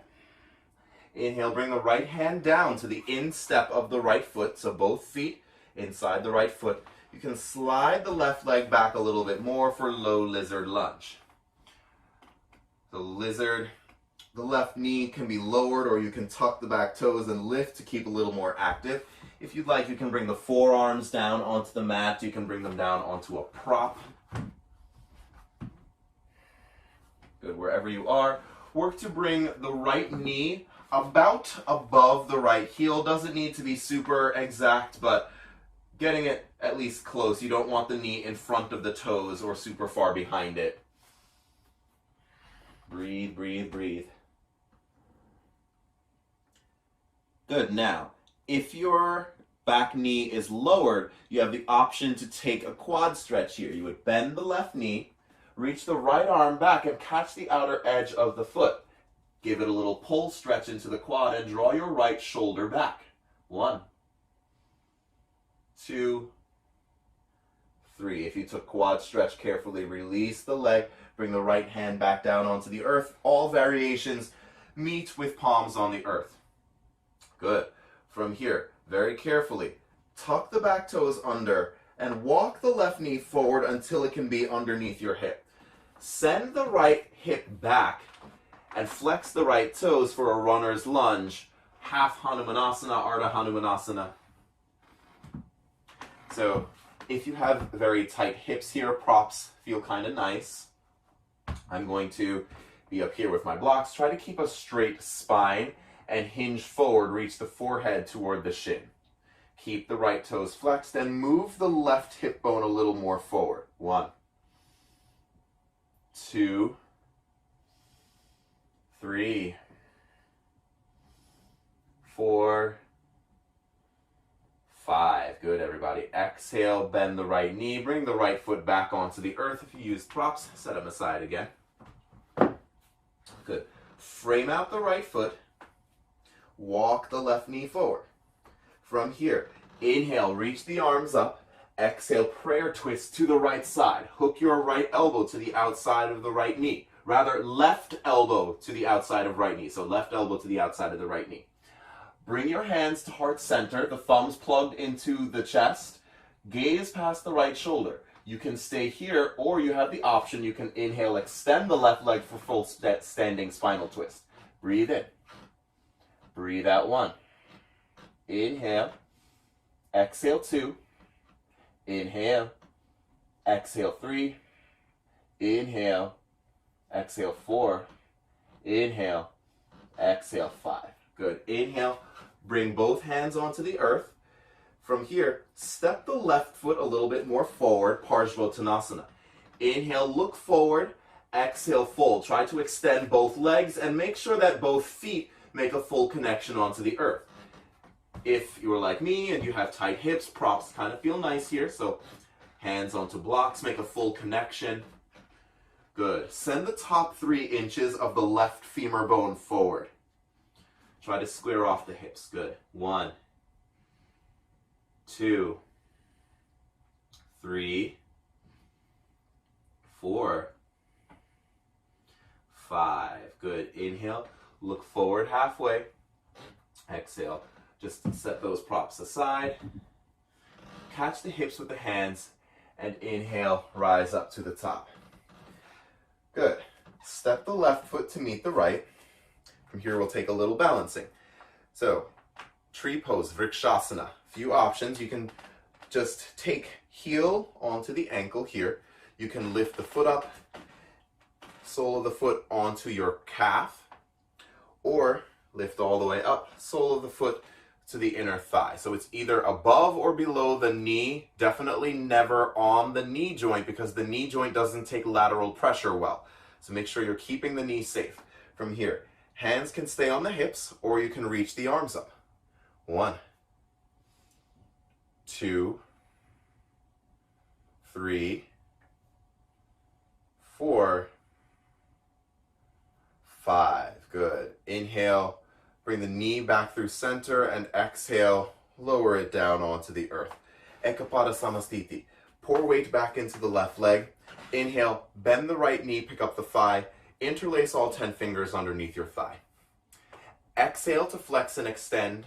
Inhale, point and bend. Exhale, flex and extend. Inhale, point, bend. Exhale, flex, extend. Inhale, point and bend. Exhale, flex and extend. Now hold the leg where it is. Point the toes, reach the arms up. 1, 2, 3, 4, 5. Exhale, bring the foot back down. Arms at your sides, Tardasana. Good. Inhale, reach the arms up. Urdhva Hastasana, palms together. Exhale, crease the hips, hinge forward. Uttanasana, frame the feet. Inhale, look forward, lengthen. Exhale, ground the palms, soften the knees, step or float back for Chaturanga Dandasana. If you step first, pass through plank. So it's back, back, bend the elbows lower. Inhale, upward facing dog. Untuck the toes, extend the arms, shoulders back. Exhale, hips back and up, downward facing dog. Adho Mukha Svanasana. Breathe in. Breathe out 1. Inhale. Exhale 2. Inhale. Exhale 3. Keep angling the pelvis forward. Inhale. Exhale 4. Inhale. Exhale 5. Good. Very carefully. Inhale. Step the left foot between the hands. Lower the back knee. Untuck the toes. Good. Right hand stays grounded. Inhale. Reach the left arm up. Low lunge twist. So left shoulder back. Moving the top 3 inches of the right femur bone forward. Breathe in. Breathe out 1.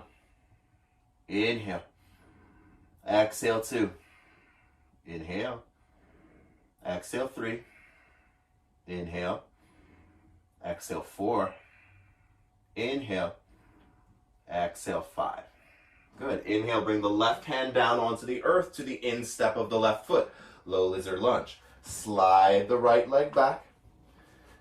Good. Move the right hip forward while sending the toes back. Same options as the other side. So you can be up here, you can tuck the toes, keep it active with the knee lifted. You can lower down onto the forearms. Good. Breathe no matter where you are.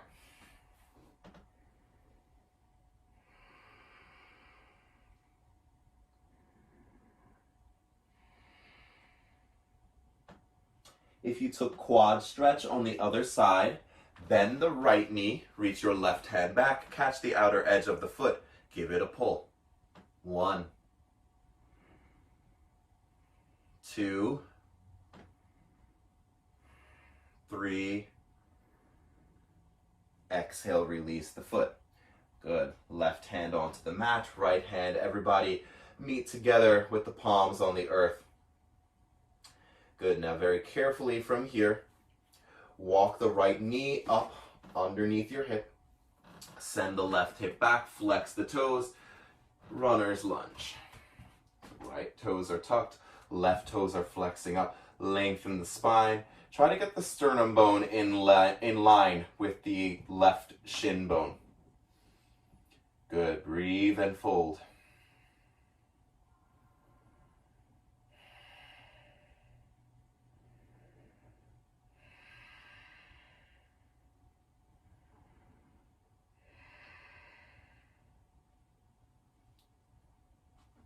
Good. 2 more cycles. Breathe.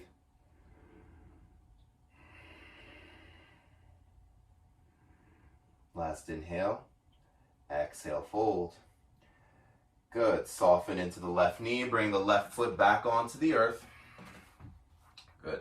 Finger points on the earth, framing the right foot. Step the right knee forward if it moved back. Toes tucked. Inhale, reach the arms up. Exhale, prayer twist to the left this time. Hook right elbow outside of the left knee. Gaze past the left shoulder. Stay here. Or full standing spinal twist. Inhale, lift the right leg. Good. Breathe. Left shoulder back. 1, 2, 3, 4, 5. Good. Inhale, frame the left foot. Exhale, step the right foot forward, sole of the foot flat onto the earth. Look forward and lengthen. Exhale, fold, extend both legs. Parsvottanasana, forehead to the left shin. Good. Move the top of the right femur bone forward. Keep the right hip wrapping in. 1, 2, 3, 4, and 5. Good, everybody. Inhale, look forward, lift halfway. Exhale, step the right foot to meet the left and stand all the way up. Set your props aside if you use them. Okay, Vrikshasana, tree pose.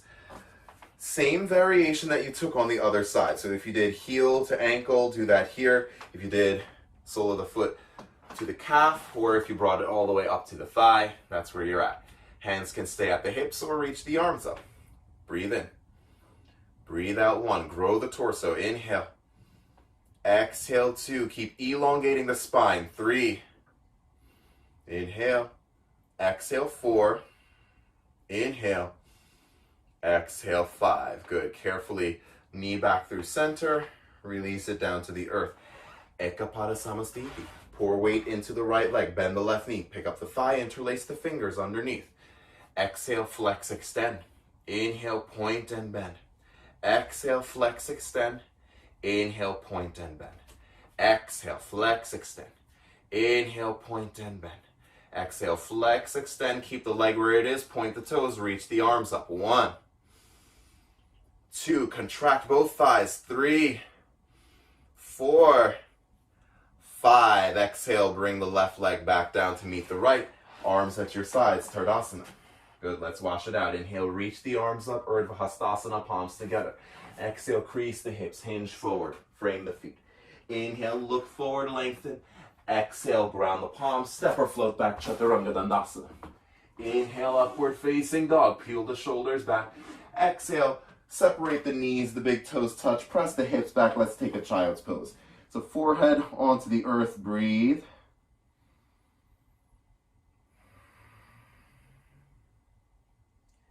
Good, if you lost track of that Ujjayi breath cycle, come back to it. So it's audible inhales and exhales through the nose. Breathe in. Breathe out. Inhale. And exhale. A few more.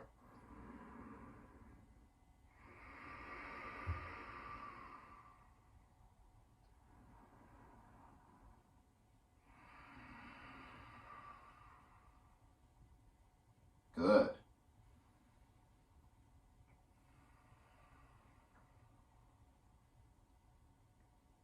All right. Walk the hands forward, tuck the toes under. Exhale, bring the hips back and up, downward facing dog.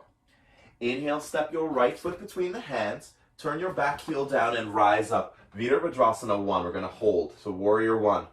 Move the left hip forward and the right hip back. Ideally, this posture would have squared off hips. Now, if you have any kind of tight hips or hamstrings at all, that's a very challenging way to orient the body, but you're still working towards it. So the right knee is bent, left hip is moving forward. Grow the torso here, so nice and long through the torso, the arms are lifted. Ideally, palms would be together, gazing up at the thumbs. If that isn't accessible for you today, separate the palms shoulder width. Gaze up, breathe, reach. Activate the left glute muscle. Keep moving the left thigh bone forward. Good. Breathe, breathe, breathe.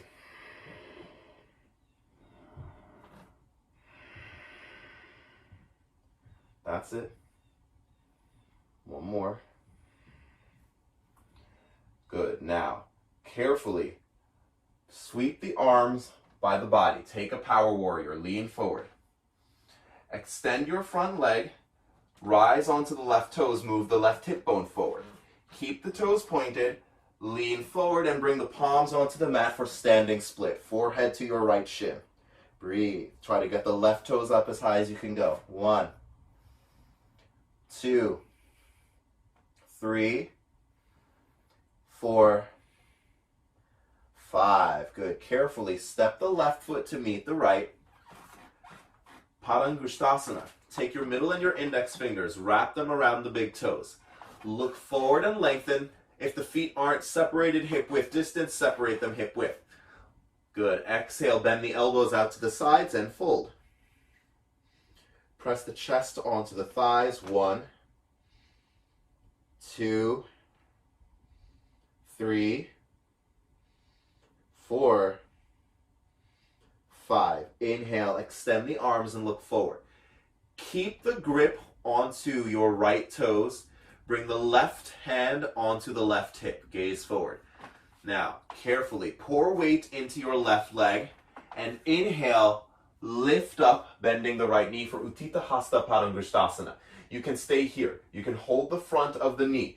If it makes sense for you, meaning if you can keep the left thigh contracted, the left leg straight, and the spine straight, extend your right leg forward. So I'm sure you guys can see right here, I'm leaning forward quite a bit to do this, which means I need to come back down and hold my knee. So you want straight spine alignment here. 1, 2, 3. Inhale, open the knee out to the right. You have the option to lift the left hand up, gaze over the left thumb. 1, 2, 3. Inhale, take it back through center. Now, Parivrita. Take your left hand to the outside of the left knee. If you're holding the foot, it's the outside of the foot. Reach your right arm back, gaze over the right thumb. 1, 2, 3. That's it. Inhale, back through center. One more. Now, standing head to knee. Reach the arms up overhead. Exhale, cross the right arm over the left. Make a little claw here. Round down and grip your foot. Hold. Good. From here, when you feel stable, if the left leg can stay relatively straight and stable, extend the right leg forward, flex the toes. Draw the forehead towards the knee and bend the elbows. 1, 2, 3. Good. Release the right leg down. Breathe, Tardasana. That's it. Good. 2 more cycles. Keep the low ribs pulled in. Keep lengthening the spine up. Inhale, reach the arms up, palms together, gaze up past the thumbs, Urdhva Hastasana. Exhale, crease the hips and hinge forward, frame the feet, Uttanasana. Inhale, look forward, lengthen. Exhale, step or float back, Chaturanga Dandasana. Inhale, upward facing dog. Exhale, send the hips back and up, downward facing dog. Breathe in. Breathe out. 1. Inhale. Exhale. 2. Inhale. Exhale. 3. Good. Inhale, step the left foot forward, turn the back heel down, and rise up. Warrior 1. So arms are up, left knee bent, send the right hip forward. Breathe in. Breathe out. 1. Draw the low ribs in so you keep lengthening the spine without arching back. 2, 3, 4, 5. Good. Exhale, bring the arms by your sides, lean forward 45 degrees. Lift the back heel, turn onto the back toes, point the foot. Now carefully, inhale, extend the left leg, and exhale, lean forward, arms on the earth for standing split.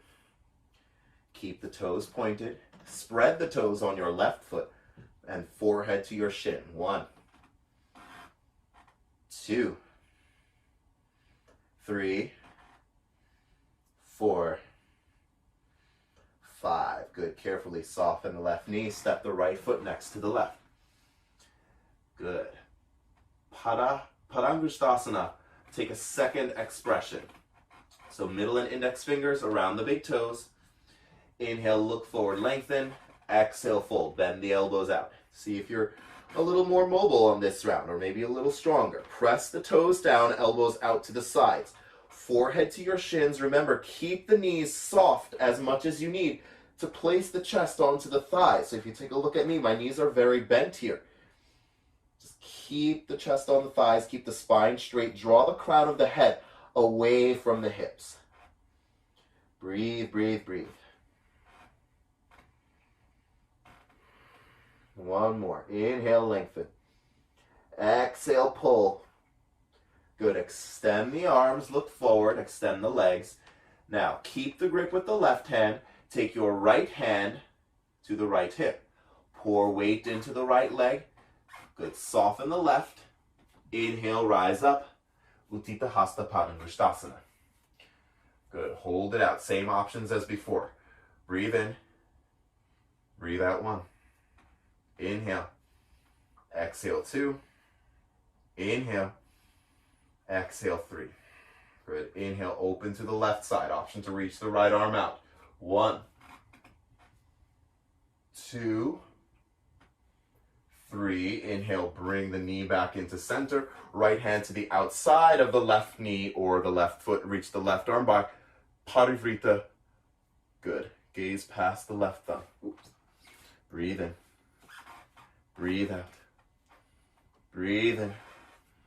Breathe out. One more. Inhale. Exhale. Inhale, bring it back through center. Reach the arms up overhead. Good. This time, cross the left arm over the right. Turn the palms in. Make your little claw. Standing head to knee. Exhale, hinge forward. Hook the claw around your left foot. Then very carefully, when you're ready, try to extend the right leg. And then stretch the left foot forward. Forehead to the left knee. Bend the elbows. 1, 2, 3, 4, 5. Carefully release. Left leg down. Good. Arms at your sides. Give the legs a nice shake. Whew. Good job, everybody. Good job. Good job. Inhale, reach the arms up, palms together. Gaze up past the thumbs, Urdhva Hastasana. Exhale, crease the hips, hinge forward, Uttanasana. Inhale, look forward, lengthen. Exhale, soften the knees, palms on the earth. Step or float the feet back, Chaturanga Dandasana. Inhale, upward facing dog, untuck the toes. Exhale, let's bring the toes together, knees on the earth, send the hips back. Child's pose, breathe. Once again, if you lost your Ujjayi breath, come back to it.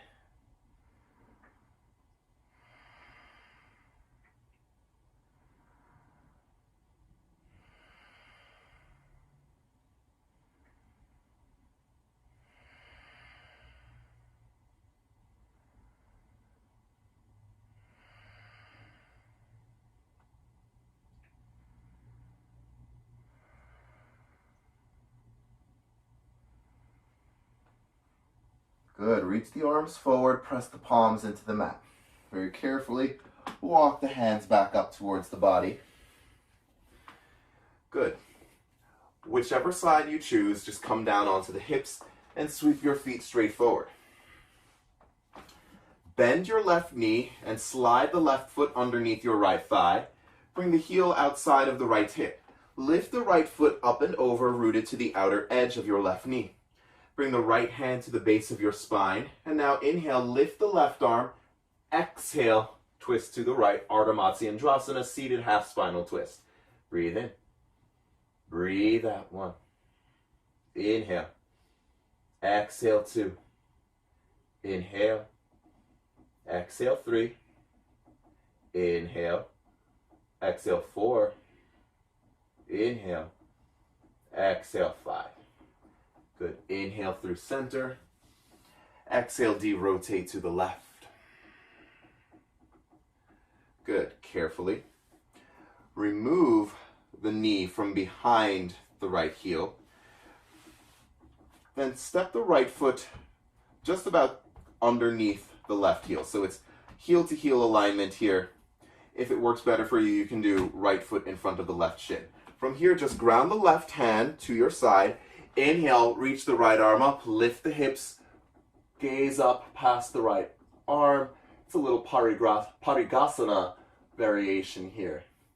So stretching into the side body. Good. Exhale, bring the hips back down to the earth. Extend your feet straight out forward. Inhale, reach the arms up. Exhale, fold. Grip the middle and index fingers around the big toes. Deep inhale, sit tall. Exhale, bend the knees and hinge forward. Forehead to your shins. Breathe in. Breathe out 1. Inhale. Exhale 2. Inhale, keep it long. Exhale 3. Paschimottanasana going all the way up to 8. Inhale. Exhale 4. Inhale. Exhale 5. Press your big toe joints a little more forward. Inhale. Exhale 6. Keep hinging. Inhale. Exhale 7. Pull. Inhale. And exhale 8. Good. Look forward. Extend the arms and then inhale. Sit up halfway. Exhale. Release the grip. Arms on the earth beside the hips. Bend your knees. Place the soles of the feet onto the ground. Then inhale. Lift the hips up for reverse tabletop tilt. Your head back. Inhale. Exhale 1. Inhale. Exhale 2. Press the inner arches of the feet down. Inhale. Exhale 3. Inhale. Exhale 4. Inhale. Exhale 5. Good. Inhale, lift the chin to the chest. Exhale, bring the hips back down onto the earth. Good. This time, bend the right knee, sweep the right foot underneath the left thigh. Lift your left foot up and over, root to the outer edge of the right knee. Left hand at the base of your spine. Inhale, reach the right arm up. Exhale, twist to the left. Draw the left shoulder back and the left ribs back. Sit up tall. Deep inhale. Exhale. Inhale. Exhale 2. Inhale. Exhale 3. Ground the left sitting bone. Inhale. Exhale 4. Inhale. Exhale 5. Good. Inhale through center. Exhale, de-rotate to the right. Good. Inhale, center. Now we've got our Parigasana variation. Unravel the knees. It's about heel to heel alignment. So left heel on the earth, right heel pointing kind of towards that left ankle rather. Right hand. Cancel, guys. So I'm super twisted up so many sides. To be clear, it's left heel on the earth in front of the right foot. Right knee is turned down, right hand onto the earth above the right thigh. Inhale, press into the feet, lift the chest up, reach the left arm back. Good. 1, 2, 3, 4, 5. Good. Lower the hips down to the earth. Now, both soles of the feet on the mat. Very carefully, peel the knees out to the sides and press the soles of the feet together for Baddha Konasana. Take the thumbs, wrap them around the big toe joints, and inhale, sit yourself up tall. Exhale, hinge forward.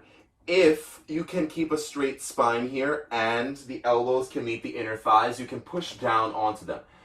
Either way, regardless, keep peeling the big toe joints open with the thumbs like you're reading a book. Press the heels together as you do this and lean forward. 1, 2, 3, 4, 5. Look forward, extend the arms, inhale, rise up to the top. Take your hands to the outsides of the knees, very carefully just guide them up through center. Good. Reverse tabletop, round 2. Feet on the mat about hip width distance, hands in position beside the hips, fingertips face forward. Inhale, press the feet into the mat, press the hands into the mat, lift the hips, sweep the pelvis forward, then tilt your head back. 1, 2, 3, 4, 5. Inhale, chin to chest. Exhale, lower the hips down to the earth. Good. All right. Slowly, just extend the legs forward and lower yourself down onto the mat. We'll take a little bit of backward bending here. So 3 rounds. Bend the knees, place the soles of the feet onto the mat. From here, pull the belly in. Let's do a little spinal articulation before we jump right into backward bending. Take your hands into a triangle shape and place the triangle on your pelvis. So that's the area just below the belly button. Imagine that you have a marble in the center of the triangle, or a little ball. Inhale to overarch and roll the marble forward to your index finger. So you can see here, if you're confused, there's a lot of space between my low back and the mat here. I'm tilting the pelvis forward. Now, exhale, take a big tuck, roll the marble to your thumbs. So you want a C-shaped spine here, a hollow front body. My low back is now pressing into the mat. No space between low back and the mat. Good. Inhale, overarch, roll the marble forward. Exhale, roll the marble back. Inhale, forward. And exhale, back. So this is just waking up the low spine here as we prepare for backward bending. Take a few more at your own pace. Just rolling the marble forward and back. Arching low spine, putting motion into the lumbar.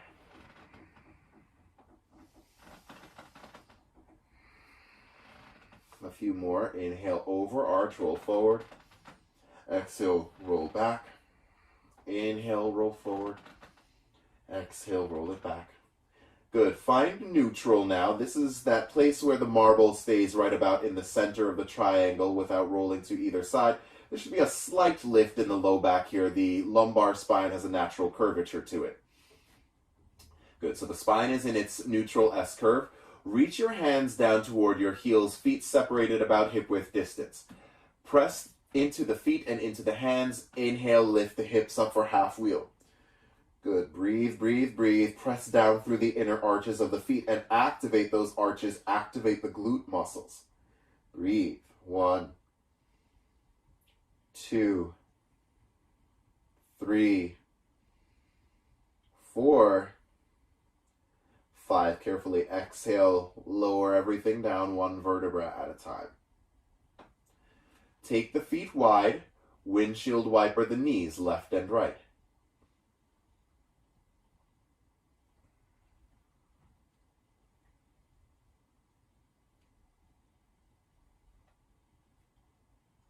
Good. Round 2.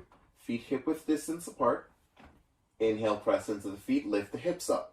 Now you can stay here in our first expression of half wheel, or interlace the fingers behind your back.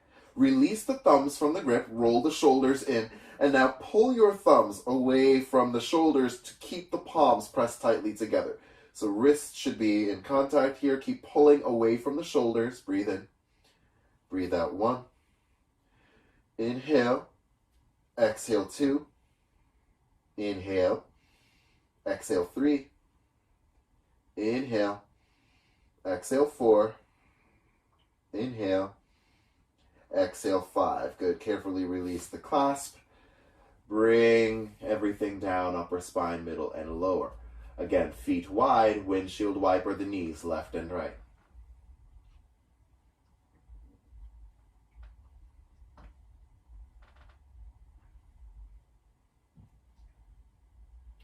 Good. Last expression. You can take either variation of half wheel, or if you'd like to press up into full wheel, Urdhva Dhanurasana. Bend the elbows, place the hands in position about an inch away from the ears, fingertips facing the shoulders. Draw the elbows in, so it's almost like chaturanga arms here. Feet hip width distance, press into the feet. Inhale, extend the arms and lift up. Breathe in. Breathe out 1. Try to extend the legs. Inhale. Exhale 2. Drive the chest bone forward. Inhale. Exhale 3. Inhale. Exhale 4. Inhale. Exhale 5. Tuck the chin to the chest. Inhale. Exhale, lower down, upper spine, middle, and lower. Good, everybody. Lift the feet off the mat and hold the knees. Don't pull them in just yet. Just hold the knees, press the knees into the hands, and feel the tailbone press down. Good.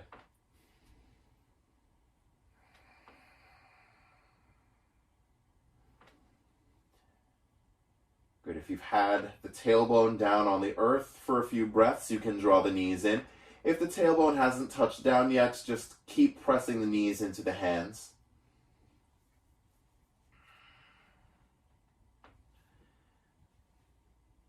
Good. Even if the tailbone hasn't made it all the way down just yet, pull the knees in. You can rock your weight left and right. Good. Take a happy baby if you like. That would be feet out, reach the hands up, catch the outer edges of the feet or the inner or the back sides of the thighs. Just draw the feet in with the hands, but press the feet into the hands, sending that tailbone down once again.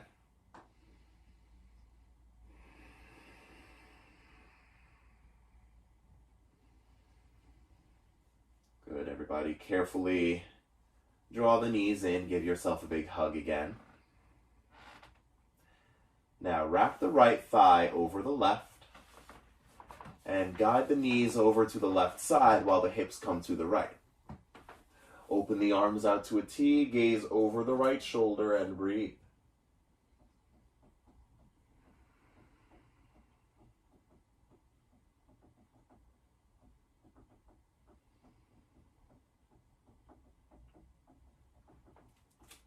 Good, everybody, keep the breath strong.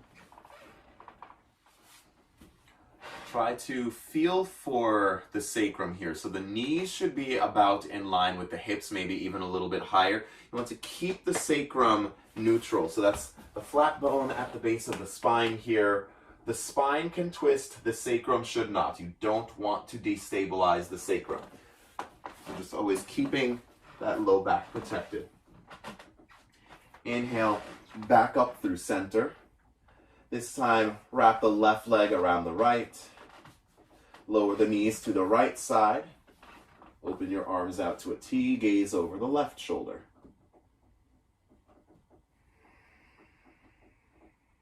Breathe.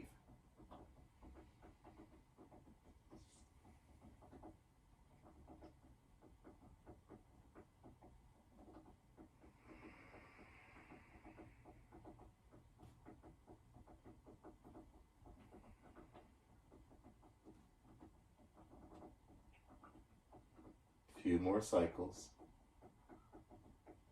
Surrender to the twist.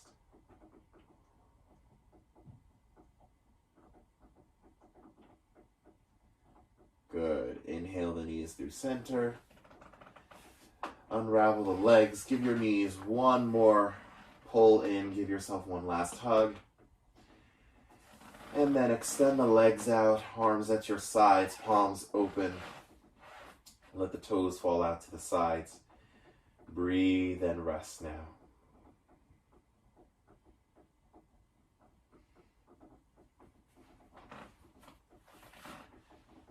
Take a few moments here, let the body melt down, let the hips splay out to the sides. Become heavy here, not with sluggishness or tiredness, but rather with surrender, with ease.